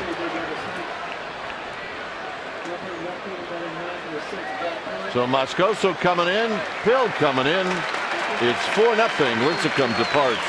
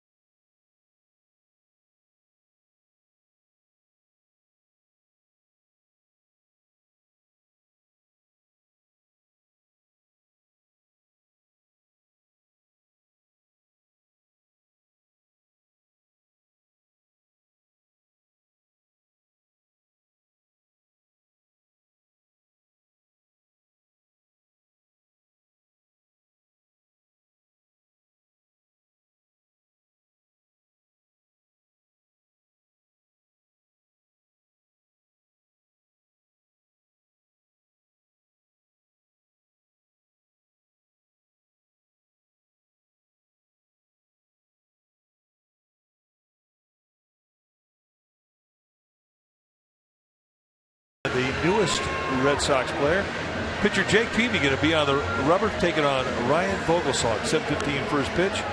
For tickets, go to sfgiants.com or stop by the Giants box office right here at the ballpark and get your seats. Weather could not be better. Perfect. Perfect indeed. Guillermo Moscoso, the new pitcher for Bruce Bochy, 1-1 on the year with a 4.91 ERA. 25 base runners in 14 2/3 innings. Has created a lot of opportunity with the walks. 12 walks in 14 2/3.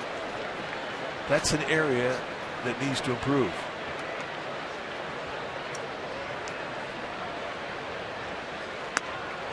And a strike to Victorino. So Brett Pill goes into left field.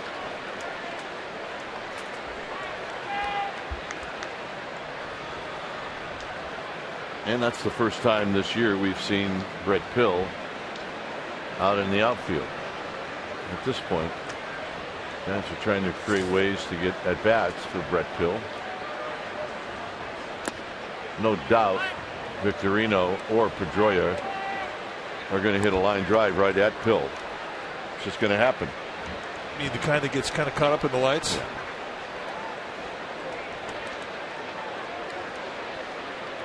Well, he's been putting in a lot of work at third base. He's been putting in a lot of work at first base and putting in a lot of work in left field. So he's prepared. Ellsbury with some of the best stolen base numbers that I have seen in a very long time. Well, leads the American League. 44 bags. And he's only been thrown out 4 times.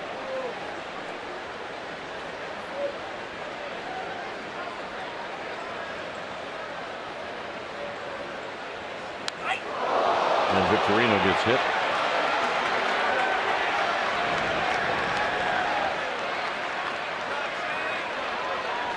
So Victorino will hit on down to first, and the hitter will be Pedroia.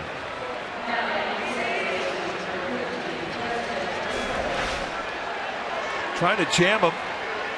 Just pulls that shoulder out a little too quick, drags the arm, and throws a heat seeker right into his tricep. That's macho. To me, I'm doing snow angels in the dirt. You get hit by 90-mile-an-hour fastballs in the tricep are not fun. Here's Pedroia.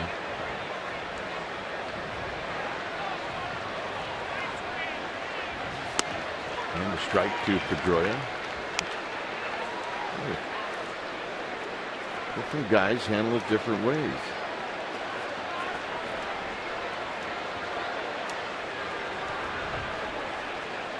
I've seen guys that they'd still be laying on the ground. That would be me. No balls in 1 strike.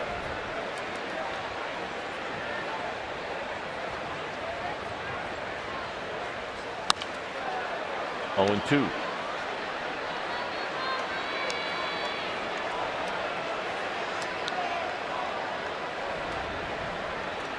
There you see David Ortiz on deck.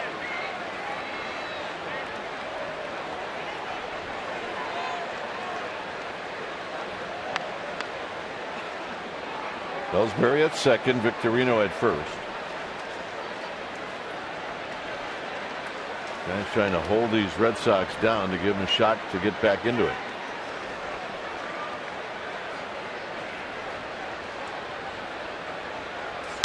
Hit on the ground, maybe a pair. 4-6-3. And Pedroia, second at bat in a row, he bounces into a double play. Now he leaves the Red Sox in that category. Pedroia now with 18 double plays on the year.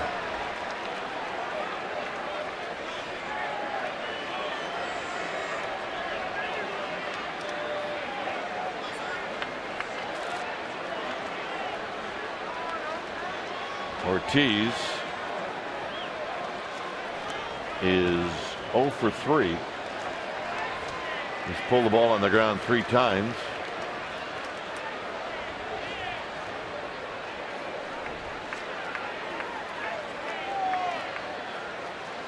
And he takes wide, 1 ball and no strikes.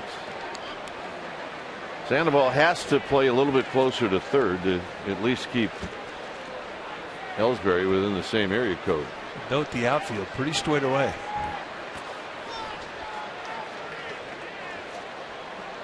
Basically give him the line in left field, bunch the gaps, go get him.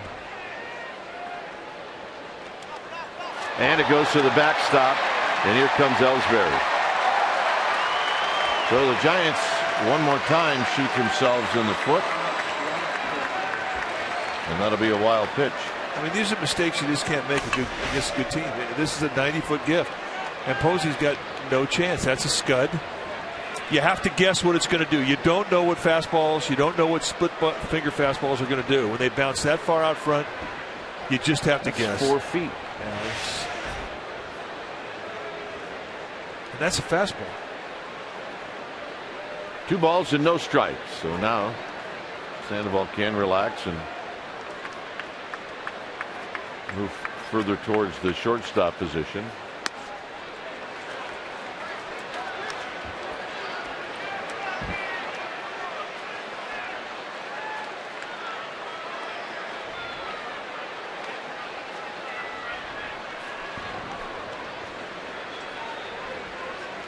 Ortiz taking it all the way. It's 3-1.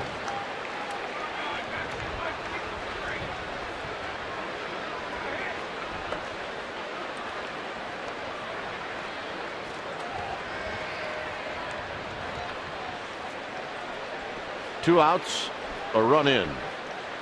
The 3-1. Swing and a miss. 3-2. Ortiz turned around to Tim Welke, the plate umpire, immediately asked him if that was a strike, and Welke nodded his head. Turn around. Hey, Poppy, that a strike? Yep. I think Poppy calls everybody Poppy. I think he does.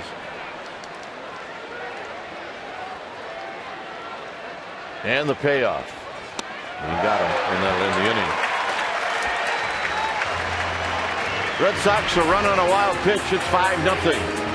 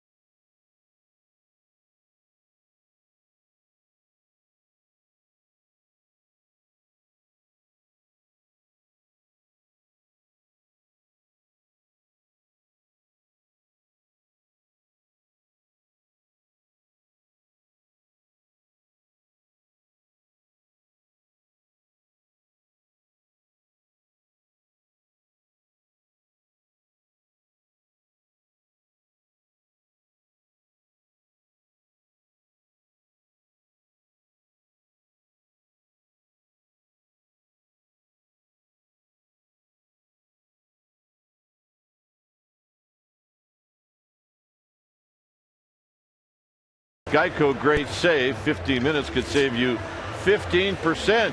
Visit geico.com today. It happened in Miami on Saturday. Sergio Romo picked up his 30th save of the season.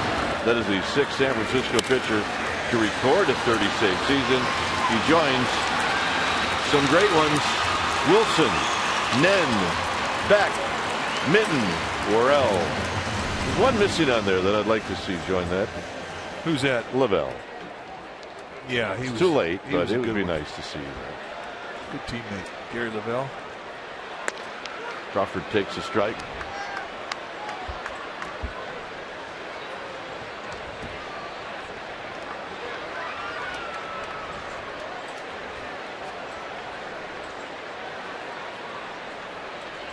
Crawford takes it in the dirt. We're in the 5th inning. This is only the 2nd at bat for Crawford.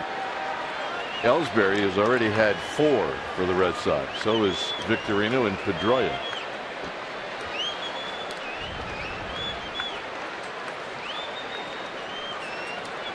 One ball and 1 strike to Crawford. Crawford lined out to left field in the 3rd. And he takes high. 2 balls and a strike.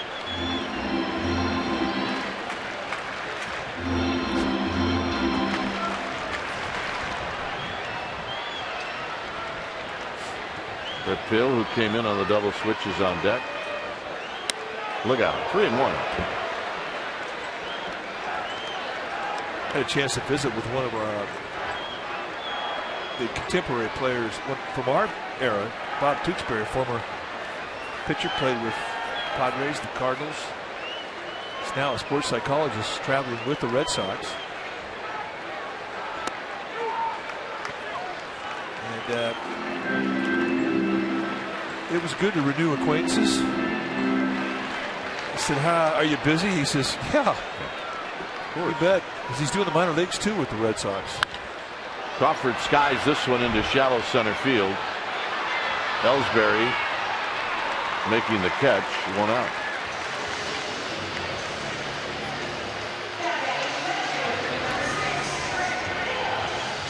Well, for comprehensive coverage of everything orange and black, check out Pregame Live and Postgame Live before and after every Giants telecast on Comcast Sportsnet, authentic Bay Area sports. But the point being, Tewksbury had a nice career as a player, and he's found another profession after he's got out of the game. I like to hear that about guys who played in our era.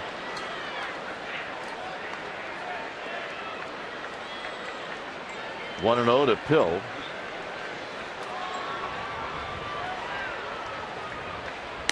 I used a bit of my own psychology on Mr. Tewksbury. What'd you tell him? I said, you pitched a lot of really good games against the Giants. Yeah. He said, yeah, I did. Thank you. I said, didn't you give up a grand slam to Bonds that hit the scoreboard in San Diego? And he said, yeah, I did. It was the longest home run we ever saw Bonds hit the right field. And the only time the scoreboard at the old Jack Murphy Stadium in San Diego was ever hit. And it had 4 runs behind it. Well, he proceeded to explain the entire at bat. Well, I started him out with a little changeup, and I thought, man, I can get him with this pitch down there. I had him set up for a curveball. Yep.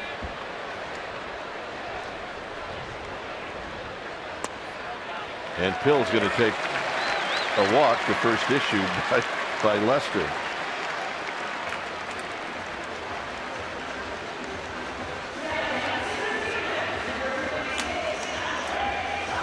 So Torres, who's got the only hit for the Giants, going to stand into the box facing Lester out of the stretch.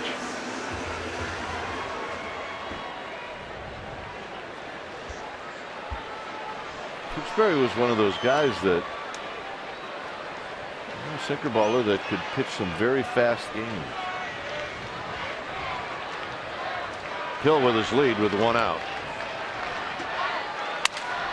And this is going to be a fist job into left field. So the Giants have the walk, the bloop, and now they need the blast. Now they need the blast, indeed. Keep that line moving, as Bruce Bochy likes to say.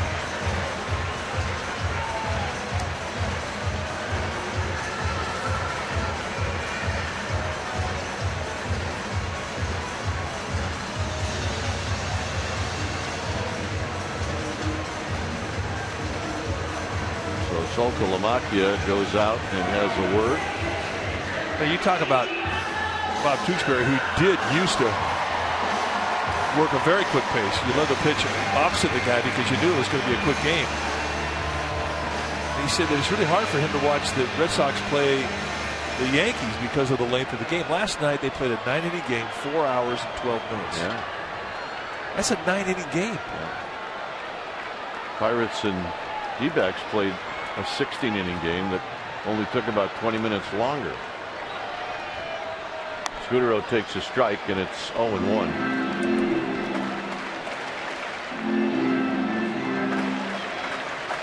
Scudero's flied out twice. He missed a double down the left field line by a couple of feet.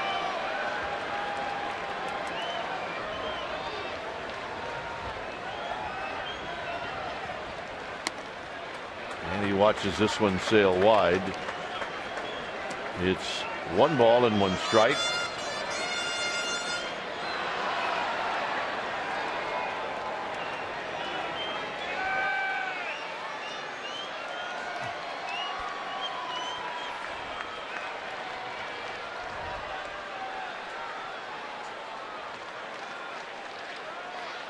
The 1-1, and Scudero lifts one to right, and it's right at Victorino.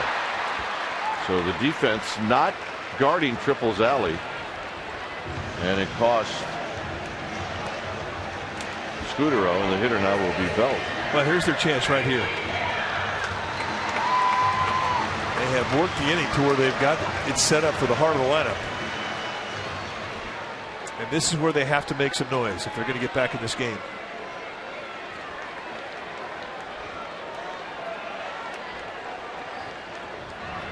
Belt is 0 for 2.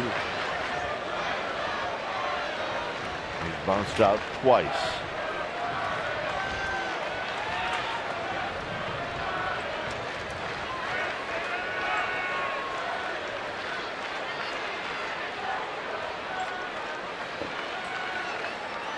And he rolls this one behind Roberto Kelly, and it's no balls and 1 strike. Jeff Nicholas, our ball dude on the first base side tonight. Making friends. And that is Sherry Lowinger. Sherry Lowinger, our ball babe.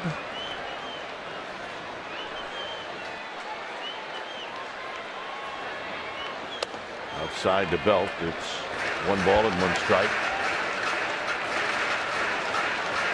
A shift put on to defend Brandon Belt. A huge hole on the left side of the infield.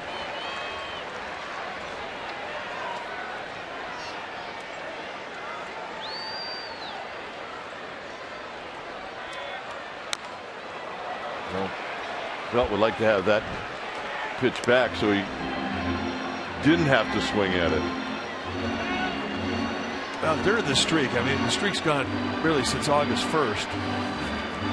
You haven't seen him take many swings where he's lost his legs, and that gives you an idea how good that breaking ball was from Lester. That is a fact. Because that pitch took his legs right out of it. Saying, you think we should throw another curveball? Yeah. Next pitch for Lester will be number 80. Look at the first inning. 6 pitches. 5th inning, 8. That's what gets you right. When you have a single digit up there on your pitch counter in an inning.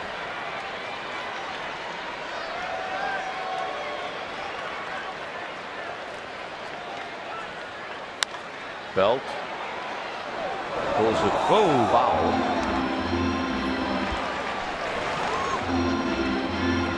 So Jeff Nicholas, and I think he's got golf shoes on. Not. If you're named Nicholas, why not? They're not baseball spikes, that's for darn sure. He's moving around pretty good, regardless of what they are. They could be dance shoes.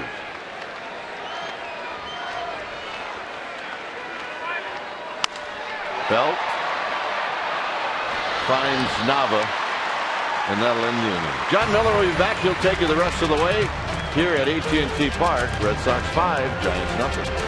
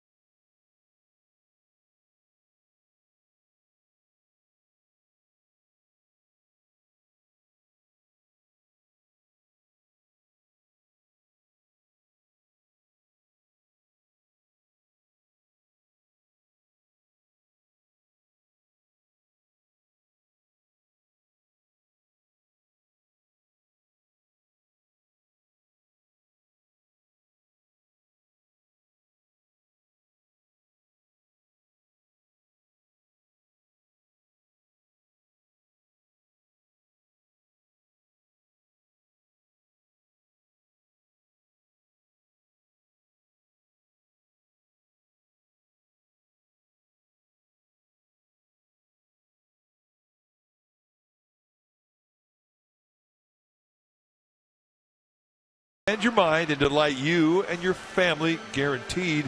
Dive in at MontereyBayAquarium.org/love. Share the love. Now here it is the top of the 7th inning, and the Red Sox on top of the Giants by a score of 5-0. Once again, here's John Miller. Saltalamacchia leads off for the Red Sox. Salty has had a single and a run scored. He started that 3-run second inning rally with a base hit. He has walked and struck out since then. 1 for 2 officially. Switch hitter batting left-handed. Moscoso with the breaking ball in there for a strike. 5 runs, 9 hits, 1 error for Boston. They scored 3 in the second, 1 in the 5th, 1 in the 6th. And all of the runs charged to Lincecum.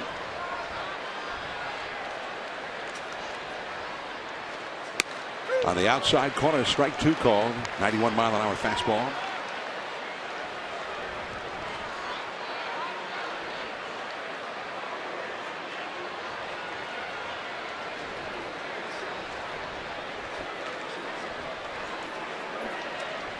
Oh, and 2 the count. Struck him out. Changed up on him.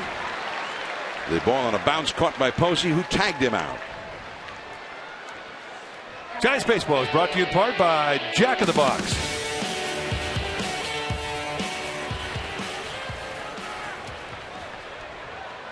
Well, which Jack in the Box? Breakfast Jack? The one on 3rd King.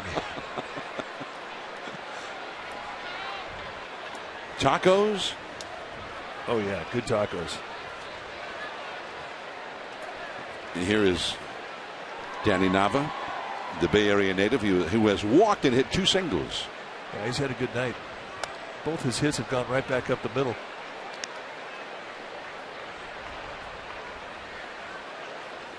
You watch Nava, and you really are impressed with the balance that he has in his legs. You watch his foundation.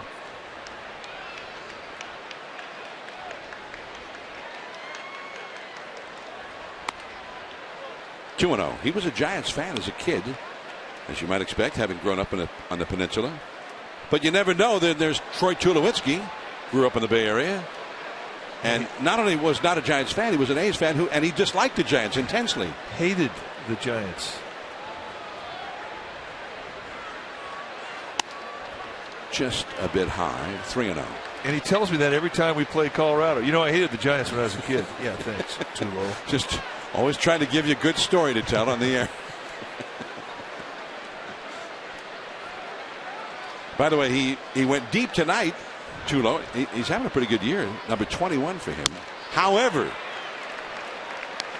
here's the rest of that story. Yes. The Rockies lost to the Phillies 5-4. That home run notwithstanding. Bummer, Tulo. Hang with him. 3-1 the count to Nava. 1 out, nobody on here in the 7th inning. Strike 2 call. That was Jeff Kent's alias, by the way. Oftentimes, Giants, when they go on the road, players will have alias names because they get a lot of media requests and whatnot. They do get calls at all hours of the night, so they have an alias name that they're registered under. When Jeff Kent was a player, his alias was Hank Witham. How about that? Was a good one. Give me Mr. Witham's room, please. Back to the screen. Foul. Well, and when his wife Dana would travel, and she was Mrs. Witham. Withum is how he spelled it. It was great. He did have a sense of humor.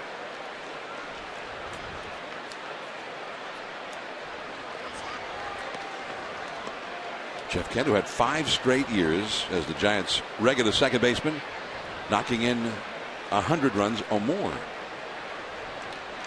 Rather extraordinary for a second baseman. 3-2. And that's how to play off to the left. Stephen Drew is on deck, and Middlebrooks due up 3rd in the inning. Lincecum, the starter, went 5+. 5 runs, 9 hits allowed, 4 walks, 4 strikeouts, a hit batsman, a balk. 2 of the 5 runs, though, allowed by Lincecum. One of them scored on a balk, and another scored on a wild pitch thrown by somebody other than Lincecum. Moscoso threw a ball, or threw a wild pitch that got that final run home after Lincecum was gone. Going back is Pill. Now he squares up. 2 down. Nice play. Pill took a tour on that one. He started back to his right, spun back to his left, and then just split the difference and squared up and caught it. Now, when you get out there and you haven't been playing much as left field, you want a couple of easy plays like that. So Brett Pill, Bruce Bochy said that he expects to play Pill out left field. See how he does. Here's Stephen Drew, 2 down, nobody on. Ooh, he was badly fooled on that breaking ball that bounced in the dirt. Looked like he was swinging a Ginsu knife.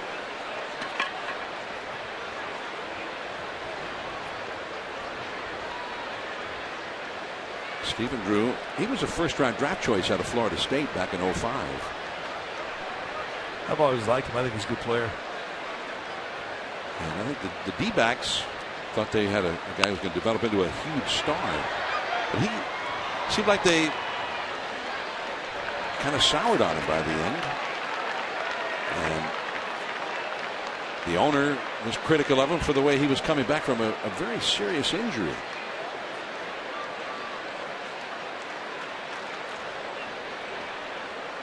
And off to Boston.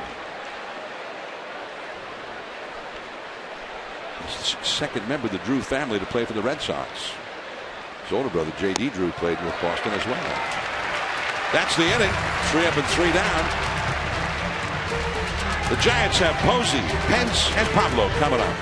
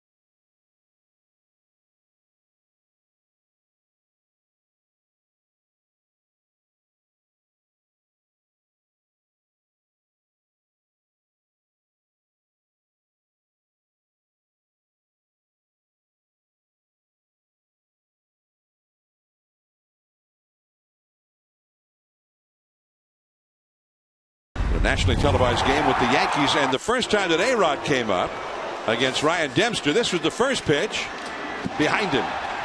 The next 2 pitches were inside, and then the 4th pitch got him. And Brian O'Nora said, "That's a warning to you, and to you, and to you." And Joe Girardi came out, and Joe Girardi himself got ejected, claiming that it was just ridiculous that a warning had not already been issued, and Dempster himself should have been ejected. I think he's got an excellent point. When you throw a ball behind a guy, especially with you have command like Dempster has, well, everybody in the ballpark knows what you're trying to do. Then you come back inside again. Well, okay, it's 2. He comes back inside again. He should have been bounced. At least a warning should have been given. And when he finally did drill him, he absolutely 100% should have been kicked out of the game. Dempster stayed in the game after that, after Girardi went out there and got tossed. But Girardi had every right to lose his mind. 1-2 to Buster Posey, who is flied out deep to left and flied out to shallow center. 0 for 2. Pence on deck. Pablo due up third in the inning. The other thing was that when he hit him, he was leading off that inning, and it started a 2-run Yankee rally. Yankees were trailing at the time. And here the Red Sox are in a pennant race. They ended up losing the game. It's a foul out of play. And it does. I mean, the first impulse is to say that Dempster was, as a member of the Players Union, sending his own personal message to A-Rod about the PED allegations. That's a foul. Off to the left. 1-2. Now that's the supposition that I think that most people have had. John Farrell, the Red Sox manager, he said, hey, you've got to pitch him inside, and yeah, of course. You can't let him lean out over the plate, and he's got to establish that inside.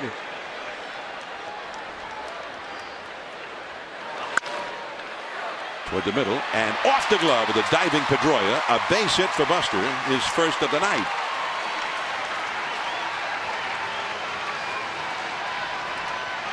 Comcast Sportsnet has complete Giants coverage on Sportsnet Central every night at 10:30.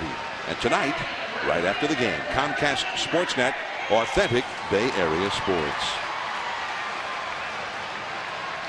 Tomorrow night's game, game 2 of the series, will be on Comcast Sportsnet Bay Area. 6:30, Giants pregame live. Vogelsong for the Giants against Jake Peavy. Day game on Wednesday, 12:45 first pitch. Chad Godin versus Felix Dubront. And then the Pirates, first place Pirates, come in Thursday night. Hunter Pence, curveball. Back with plenty of room, Ellsbury. Out number 1. Pence is 0 for 3 now. Most of the Giants are 0 for something. They have only 3 hits in the game. You see Maharis? Sandoval the hitter, and the pitcher due up next after the double switch. 1 out and a runner at first here. 5-0. The Giants are trailing. Across the bay, you know, through my binoculars, I could see the scoreboard at the Coliseum. Oh, yeah, what's it say? Mariners won, Oakland won, last of the 9th inning. Texas already won its game. Oakland a half game back of Texas when the day began in the American League West. 0-1 to Pablo, who has struck out and grounded into a double play.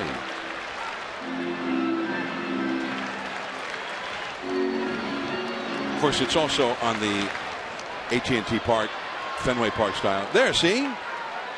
Wait a minute. The A's just hit a home run as we got the shot of their scoreboard. So apparently that game is no longer 1-1. Wow, I like our timing anyway. Well, that would mean it's a walk-off home run. Brandon Moss apparently hit the home run. This is like when I was a kid. I had a little telescope in my bedroom window in Hayward. I could see Candlestick. But it was the back of the scoreboard. I needed a scoreboard like that. Yeah, they didn't quite make it yet.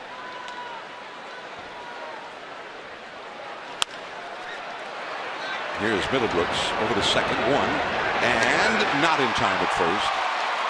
Tell you what, you want to take a look at a courageous turn at second base. And Pedroia is one of those second basemen. He's just going to turn it, no matter who's on him, no matter what the threat of contact is. He's just going to turn it, and he's extremely quick, getting rid of the ball with a good arm. And it's take a look at trying to protect himself a little bit with the bag, but still getting off a snap throw with a strong release. But they don't get the double play this time. Still a nice turn from Pedroia.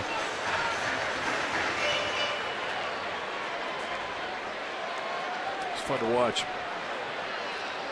Well, Moscoso is going to bat for himself here in the 7th inning, down by 5, which does not often happen. Pedroia. And That's the inning. Lester, 7 shutout innings. He's only allowed 3 hits. On to the 8th. Middlebrooks will be coming up. 5-0 Boston.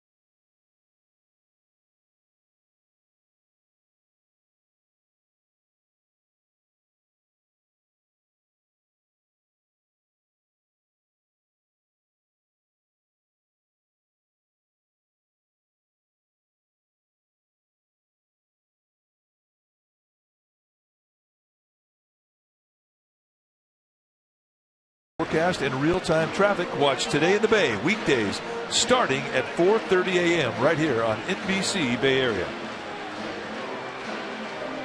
8th inning from AT&T Park in San Francisco. Sellout crowd 41,585.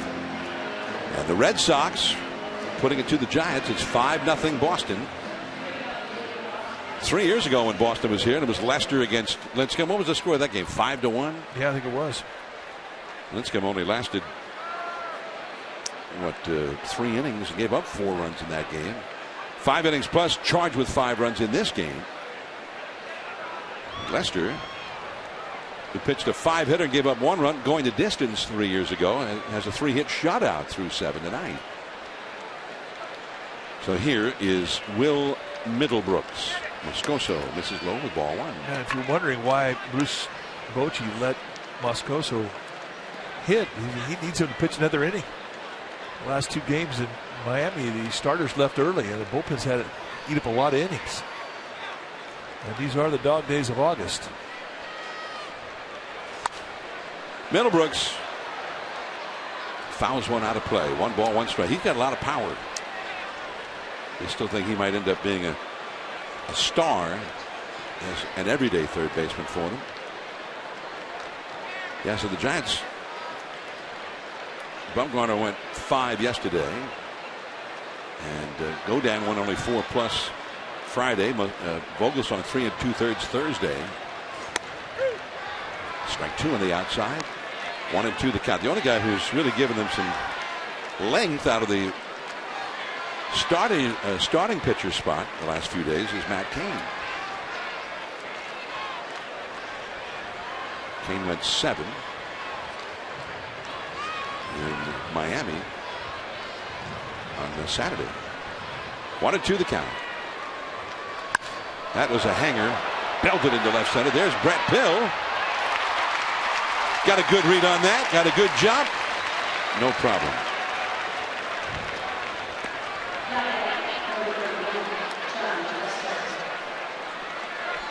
And that ball would have easily been off the left field wall at Fenway Park.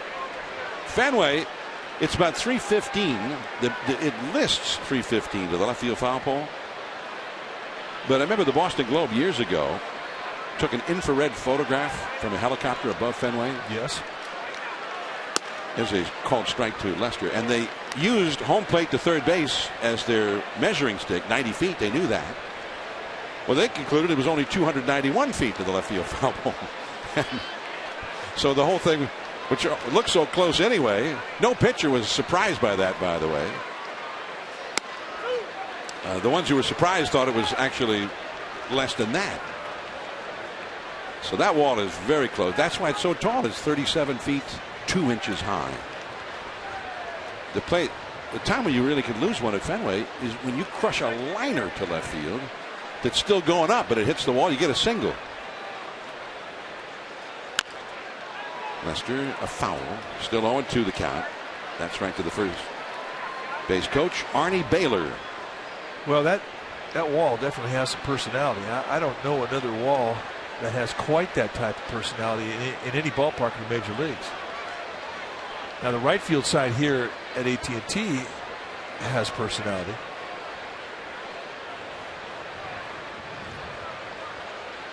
Lots of things can happen when it gets hit by a ball. But the wall here in right field doesn't get hit that much. I think a lot of us thought that right field would end up being a lot like left field, that there'd be high fly balls that scrape off that wall and whatnot that would be caught in other ballparks, but the winds have sort of mitigated against that. You see those archways there, and the wind will wrap around this right side of the stadium, come through the archways, and come back into the field. Look out. Wow. That got into the seats in a hurry. Behind the Giants on deck circle. Larry Baer. You see Larry, everybody's okay. We'll be messing with Larry Baer now.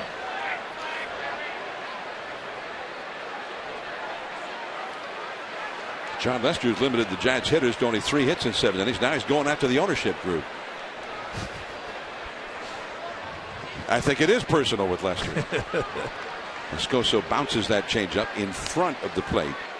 1-2. This is an interesting time of year because this is the time of year pitching coaches are most fearful of their players being exposed, their pitchers being exposed to injury. Because it's been a long season. You have about 12 days before you can expand a roster to the 1st of September and bring in some more arms. Brandon Crawford.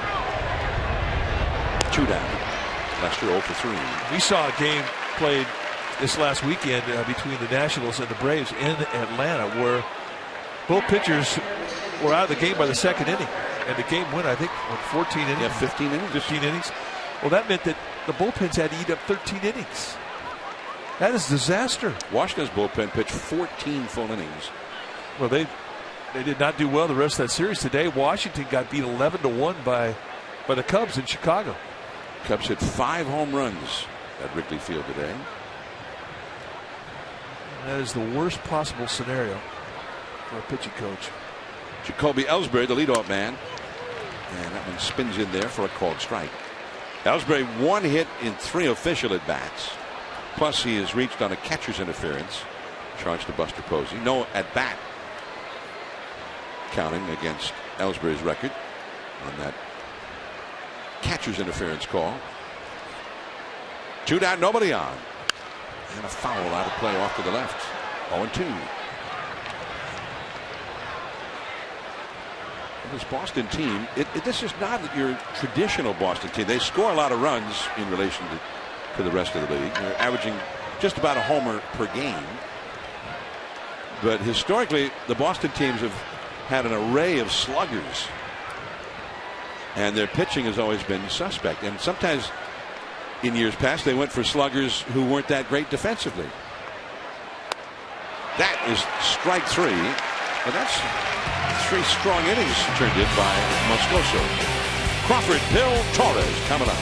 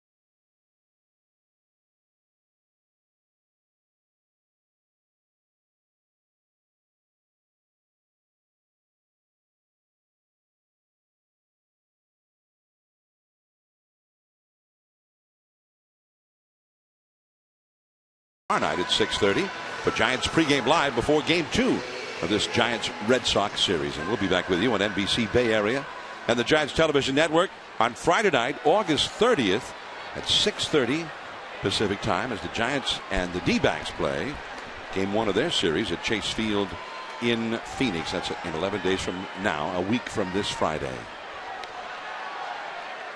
Brandon Crawford, and he lifts a fly ball to center.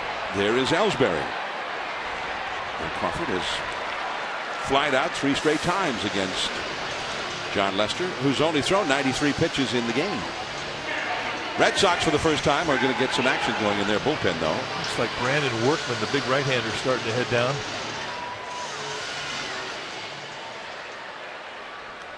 Brett Pill, the hitter. Pill walked his first plate appearance in the 6th inning. He entered the game as part of a double switch in the 6th inning with Moscoso. Called a strike, knee high on the inside. Is that Ryan Dempster, who pitched last night, and he's been in the news quite a bit after hitting A-Rod, everybody and every talk show in the country last night and through the day today talking about that. And the count is 1-2. Well, I think he got away with something he should not have gotten away with. Hey, look, you want to drill a guy. But if you're the umpire, you give a guy 4 shots at it, that's too many.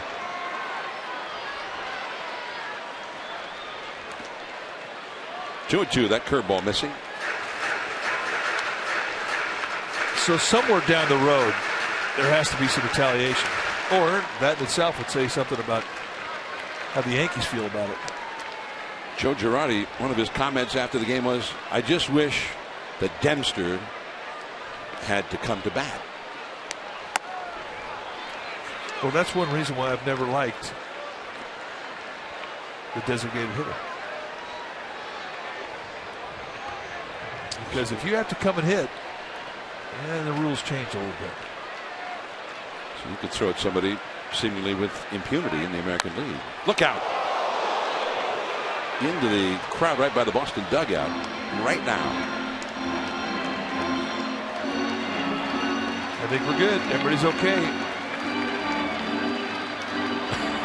He's got that. Yeah, I'm fine. Yeah, we're good.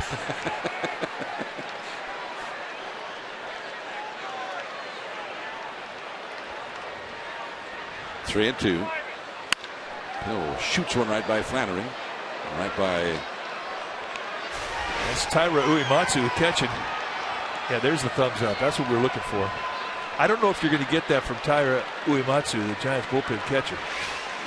Remember last homestand, he got whacked in the back. There's Billy Hayes, though. He's protecting him. Kinda. 3-2 the count. And ball 4. Missing badly with a changeup. And that's the second straight time that Pill has walked. He's the only Giant to have drawn a walk in this game against Lester.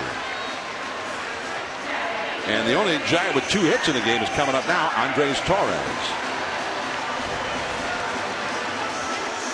Lester now at 101 pitches for the game. There's Workman. He is a big guy. That is a straight over the top release, too. Dana Levangie, the bullpen coach, alongside in the visitors' bullpen here at AT&T Park. 1 out, runner at first.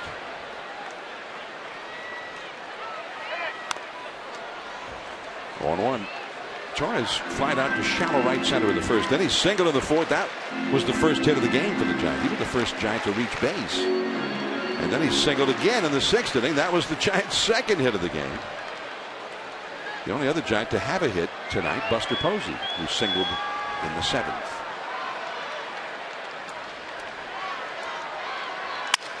Broken bat, base hit, left field. A 3-hit game for Andres Torres. Andres is one of David Ortiz's favorites. Ortiz walked over to him during batting practice before the gates were open here. There were no fans in the ballpark. And they started talking in Spanish, and then he started showing him a couple of things, like giving him a couple of hitting tips. Well, it worked. I'd say it has. Got 3 knocks. But I asked Ortiz about it. He said, no, I love Andres. I've known him for years. And he's not only just a great guy, but the hardest worker I've ever met. Here's Scudero now, a former Red Sox infielder. He's 0 for 3 against Lester tonight. The last time, you guys had the video of it, the last time Lester faced the Giants in this ballpark, Scudero played in the game and played behind Lester.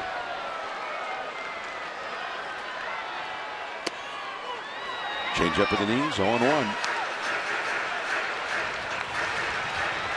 The Giants had a couple of men on here, and they got some people coming up capable of doing some damage.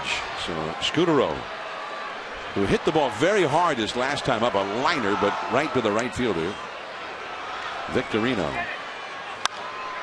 And that's right past Roberto Kelly into the Boston bullpen.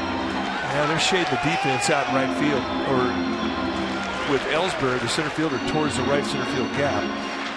So they're pitching that side of the field. They're thinking that Scudero is going to hit the ball that side.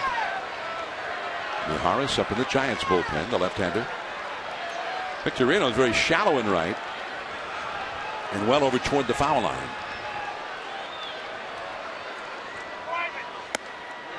One and two. If you're talking about the outfield arms of the Boston Red Sox, the best arms in right field, Victorino's got a cannon, and it's an accurate one too.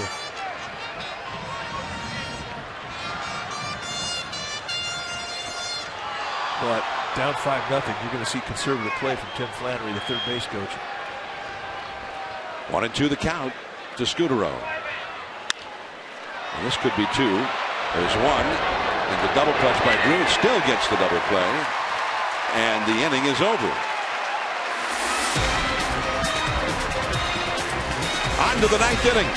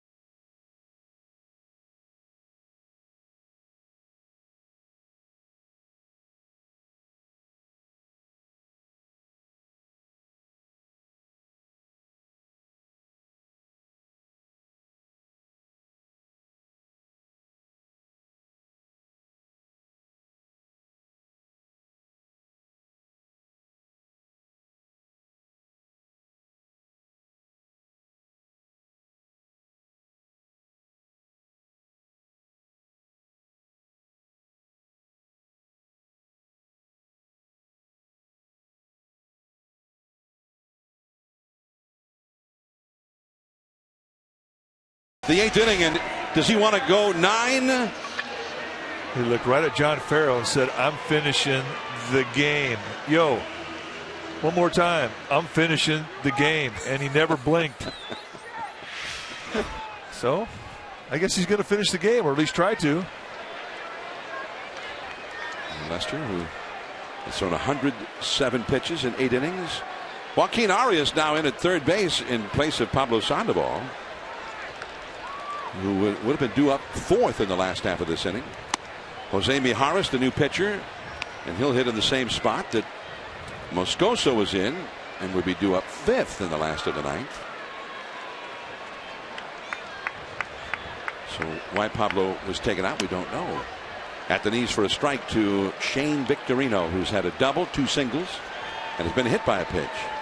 If Lester were to finish the game, it would be his 11th complete game of his career, and it would be the 2nd complete game this year. How many shutouts has he had? Well, he had a shutout earlier this year. Yeah, so the one this year, his only complete game of this season. Let's see, I'm checking. That was his 3rd career shutout. So, and he had 2 back in 2008, and had none since until the one he had earlier this year. He wants that shutout, and the bullpen is quiet for Boston. John Farrell, the manager, the former pitching coach, in fact, Lester's former pitching coach, and a longtime major league pitcher himself. Well, he knows how special it is to throw a shutout. He knows how special it is to throw a complete game in this era. It doesn't happen a whole lot anymore. The Red Sox, as a team, have 2 complete games on the year. Brandon Belt, no, look out. There was no railing where he was reaching. Just did manage to keep himself from stumbling down the steps. 2-2. You notice, by the way, when he got to the steps, I didn't see any Red Sox running over there to try to keep him from falling. Yeah, what's up with that? But you really can't expect a whole lot of help when you go over to the opponent's dugout. Yeah. Now, if he were to have slid down into the dugout and caught the ball in the dugout, he would not have been out. If he would have caught the ball and then fallen into the dugout, he would have been out. Left center field hit well, but Torres is there, calling off Bill rather. Victorino is retired for the first time tonight. 1 away. Dustin Pedroia comes up. Red Sox have 5 runs on the board, even though Pedroia is 0 for 4, the 3rd place hitter, and Ortiz, the cleanup hitter, is 0 for 4. So the depth in their lineup has shown through tonight. Pedroia not only is 0 for 4, he's hit into 2 double plays. Ball 1. 5-0 Boston in the 9th.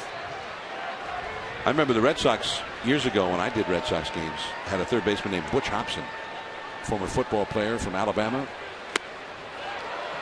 And they were playing the Yankees, and he, on a similar ball to that one, over by the Yankee dugout at Fenway Park. You know, the dugouts are very close to the field at Fenway.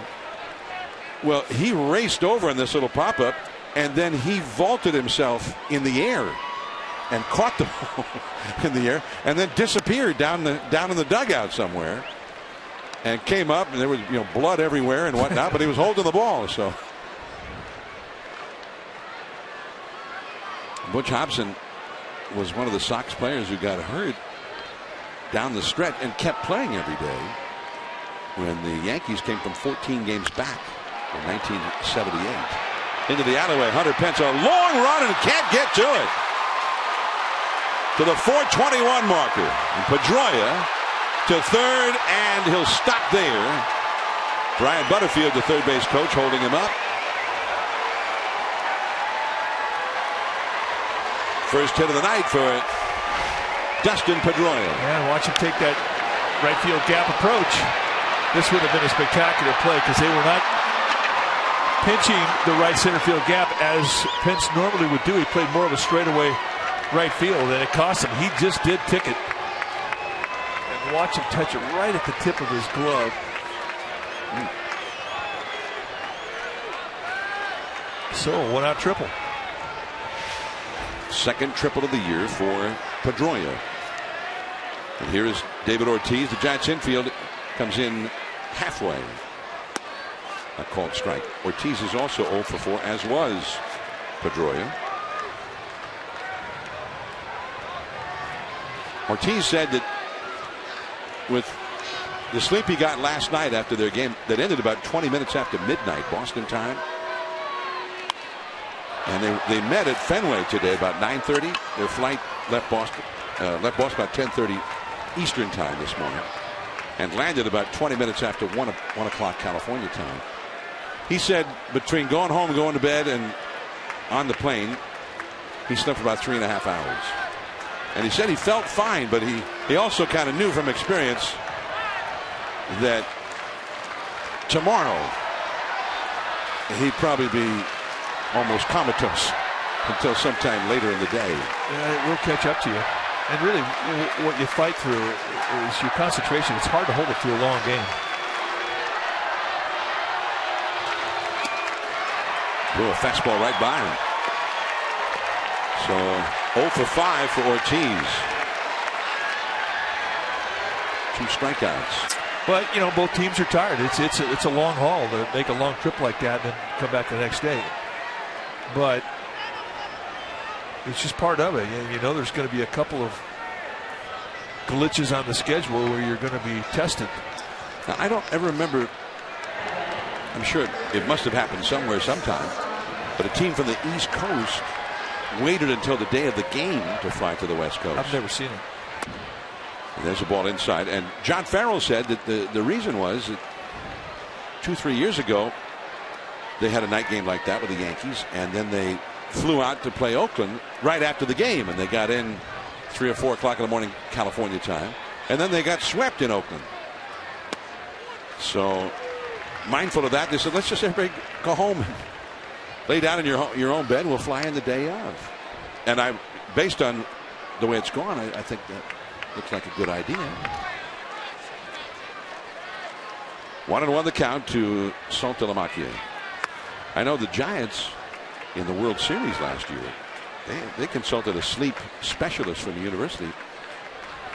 The Tigers, after game 2 of the World Series, they flew all night back home to Detroit, and they were going home to their own homes and their own beds. The sleep specialist told the Giants, you're much better off sleeping and then just flying on that day off the next day. Along the right field line, that is a fair ball. Saltalamacchia hit the foul line with it and has a double. Pedroia in to score. 6-0 Boston.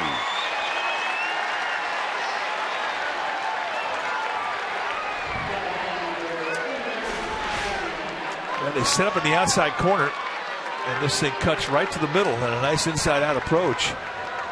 And Saltalamacchia right on the foul line. Saw a little paint kind of kick up that had clumped. Get hits like that, you're going good. Saltalamacchia's second hit plus a walk in this game. And he gets his 48th RBI of the year. Posey out to talk to Mijares. And Brandon Crawford comes in as well. If they change the signs, Crawford wants to know about that. Danny Nava, who's had 2 hits and a walk in this game. The Red Sox have 11 hits and lead 6-0. Nava, a switch hitter, batting right-handed. In there for a strike. The Pirates beat the Padres tonight in San Diego 3-1. Francisco Liriano, who likely will go here on Saturday, won his 14th game of the year. So he's tied for the league lead in wins with Zimmerman of Washington. And it's a ball and a strike. Pedro Alvarez hit his 31st home run of the year in that game. The D-backs lost in Cincinnati. The Dodgers lost to the Marlins. Second straight loss for the Dodgers. And it was that young Jose Fernandez, the sensation, the 20-year-old phenom of the Marlins, who got the win. Yeah, that game was 2-2 in the 6th inning. Marlins putting 4 on the board late. 1 in the 6th to go ahead 3-2, and 3 in the 8th. And Giancarlo Stanton hit a 2-run homer earlier in that game to put him ahead against Hyun-Jin Ryu. Cardinals beat the Brewers. Cardinals remain a game back of the Pirates in the Central Division. A little flare into right field. Saltalamacchia heading home, and he'll score 7-0.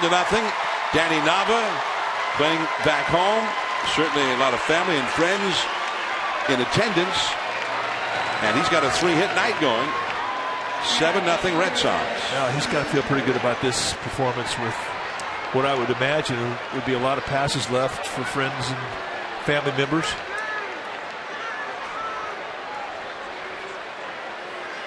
When you're involved in interleague play and you're going back to your home, you get to play in a field that you dreamt about playing in when you were a kid. It's a pretty special night, and he has taken full advantage of it. Red Sox need a win to keep pace with second place Tampa Bay. In the East, Tampa Bay beat Baltimore at Camden Yards 4-3. They beat Chris Tillman, Baltimore's top winner. Red Sox with only a 1-game lead over the Rays. 0-2 the count to Stephen Drew.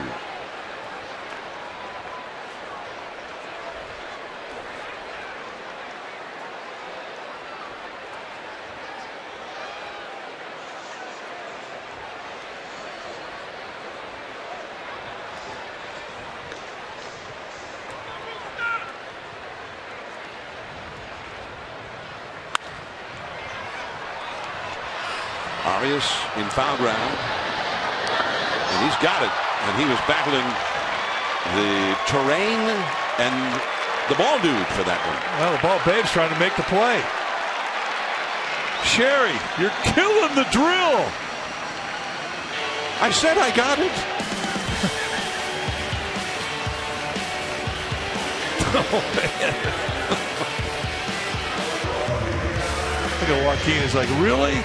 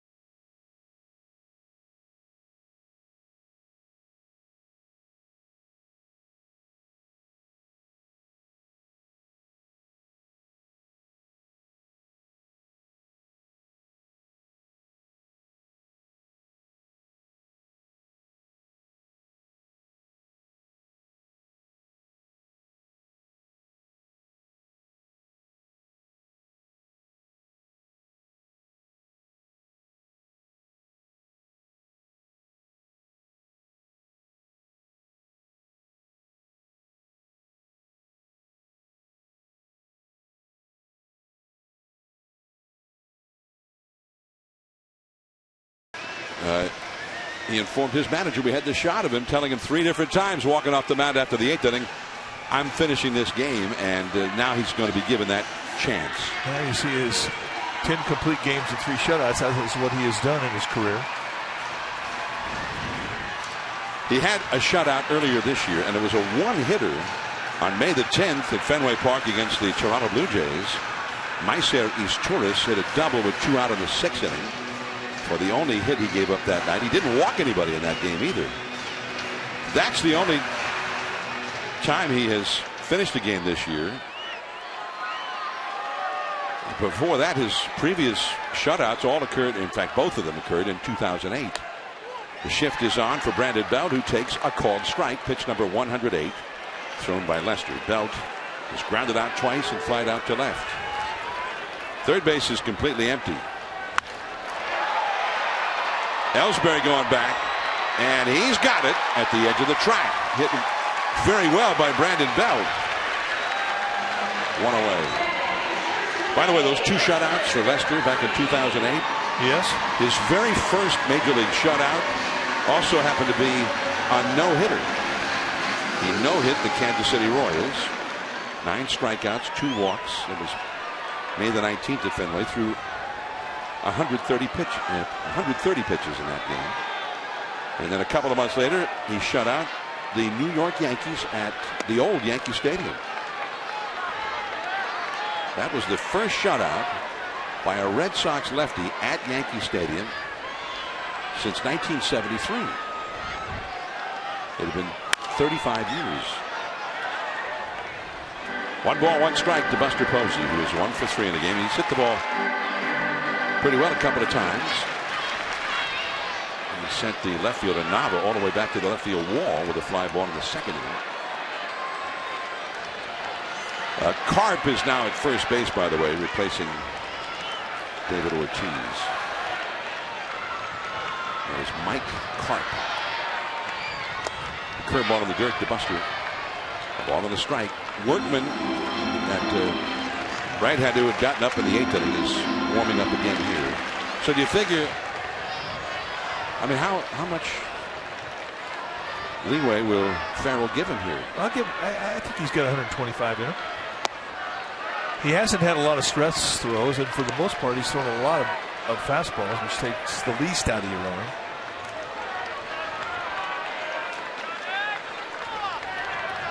Plus, he wants it bad. Up the middle, base hit.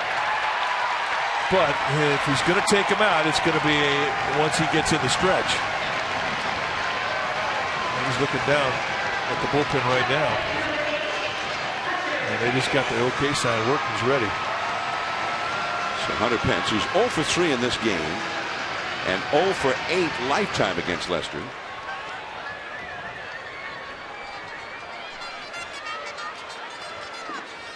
So I'd have to say that this might be his last hitter. If he gets on base, he's done. If he makes it out, he'll be allowed to continue. Line drive to center, base hit. Ellsbury ended up going back to get the true hop on that one. And that's 3 balls have all been hit pretty hard for the 3 hitters of this inning. And John Farrell is going to head out. And Lester noticed, and he did not look very happy. Joaquin Arias coming up rather than Pablo, who was taken out in the top half of this inning. So 2 on for the Giants with 1 out in the 9th inning. But a great night for John Lester, although he does not finish, and he's not happy about it. 7-0 Red Sox, and we'll be right back.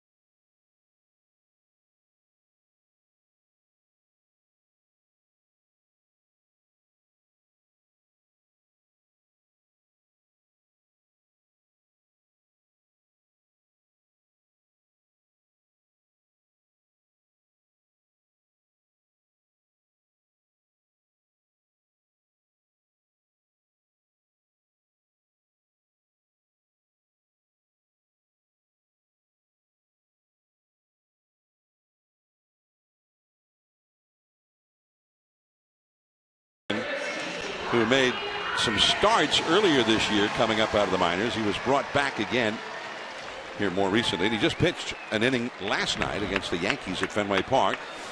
You see his overall numbers for the year in 3 starts and 5 relief appearances. Yeah, he's really got a high release. And you see a high release like that, you figure the guy's going to have a good curveball, and he does. Good fastball, too. It's a low to mid-90s fastball, a big curveball, and a slider. That's what he will feature, but I think he likes that curveball more than the slider.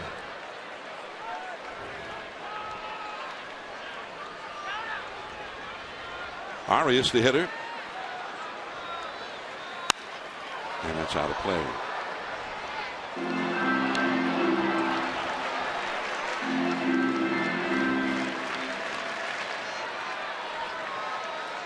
Red Sox with a big lead, 7-0 over the Giants here in the last of the ninth.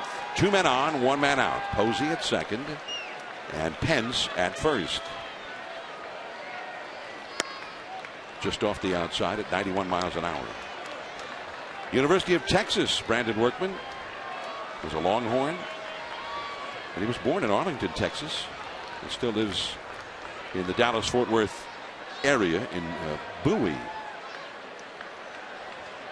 Second-round draft choice of the Red Sox 3 years ago. 6 feet 5 inches tall.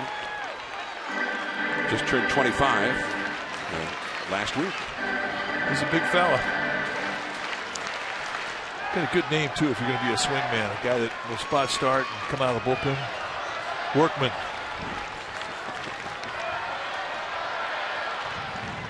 They're trying to find out about that name. He worked last night. He's in there again tonight.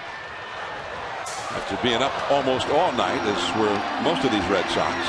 Except for Lester. Lester flew out early yesterday. 2-2, and Lester looked pretty good. 8 1/3 innings. No runs, 6 hits, 3 strikeouts, 2 walks. Those runners, however, belong to his record. To 115 pitches.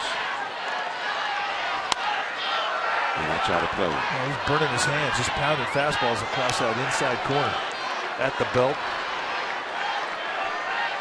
We don't know why Pablo was taken out. We're a little surprised by that. Whether they just wanted to, if the score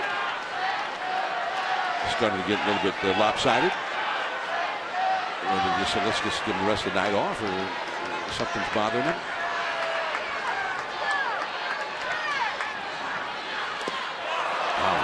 There's that curveball you're talking about, and that puts Arias away. Well, anytime you see a high release, you know you're going to get a straight break, straight down break. Almost like that ball's falling off the table. And to his credit, Workman saved it, so he got to the 2-strike count. And I think his intent when he threw that thing was to bounce at home plate, and he got Arias to chase.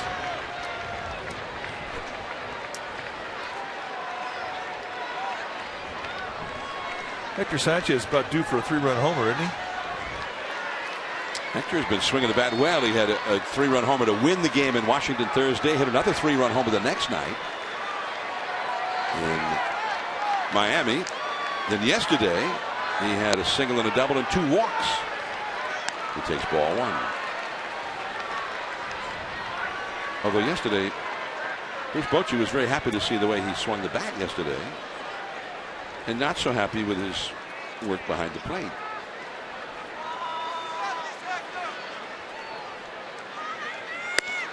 That's a strike. Boston ahead 7-0, 2 down here in the last of the ninth. John Lester, pitching coach Juan Nieves, patting him on the shoulder.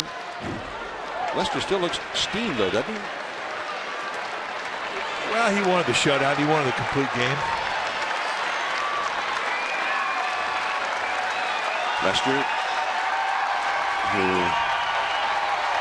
has been excellent at times, got off to a strong start for the Red Sox. His ERA coming into this game, though, 4.31. But he's in line for his 11th win of the year. 1-2 the count. And the game is over. Workman finishes the shutout for Lester with a couple of strikeouts. Arias on the curveball, and Sanchez on the gas.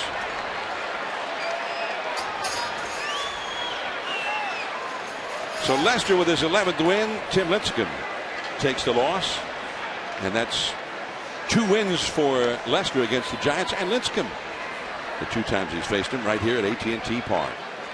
7-0 the final. 7 runs, 12 hits for Boston. No runs, 6 hits for the Giants. Now we want to alert our stations along the network that we're going to say good night to you. Gotta do this. But right here on NBC Bay Area, as Mike says, we've got to do this. And we're going to stay right here on the air with you on NBC Bay Area. So thanks for tuning in. John Miller for Mike Krukow and Dwayne Kuiper, to the rest of you saying good night.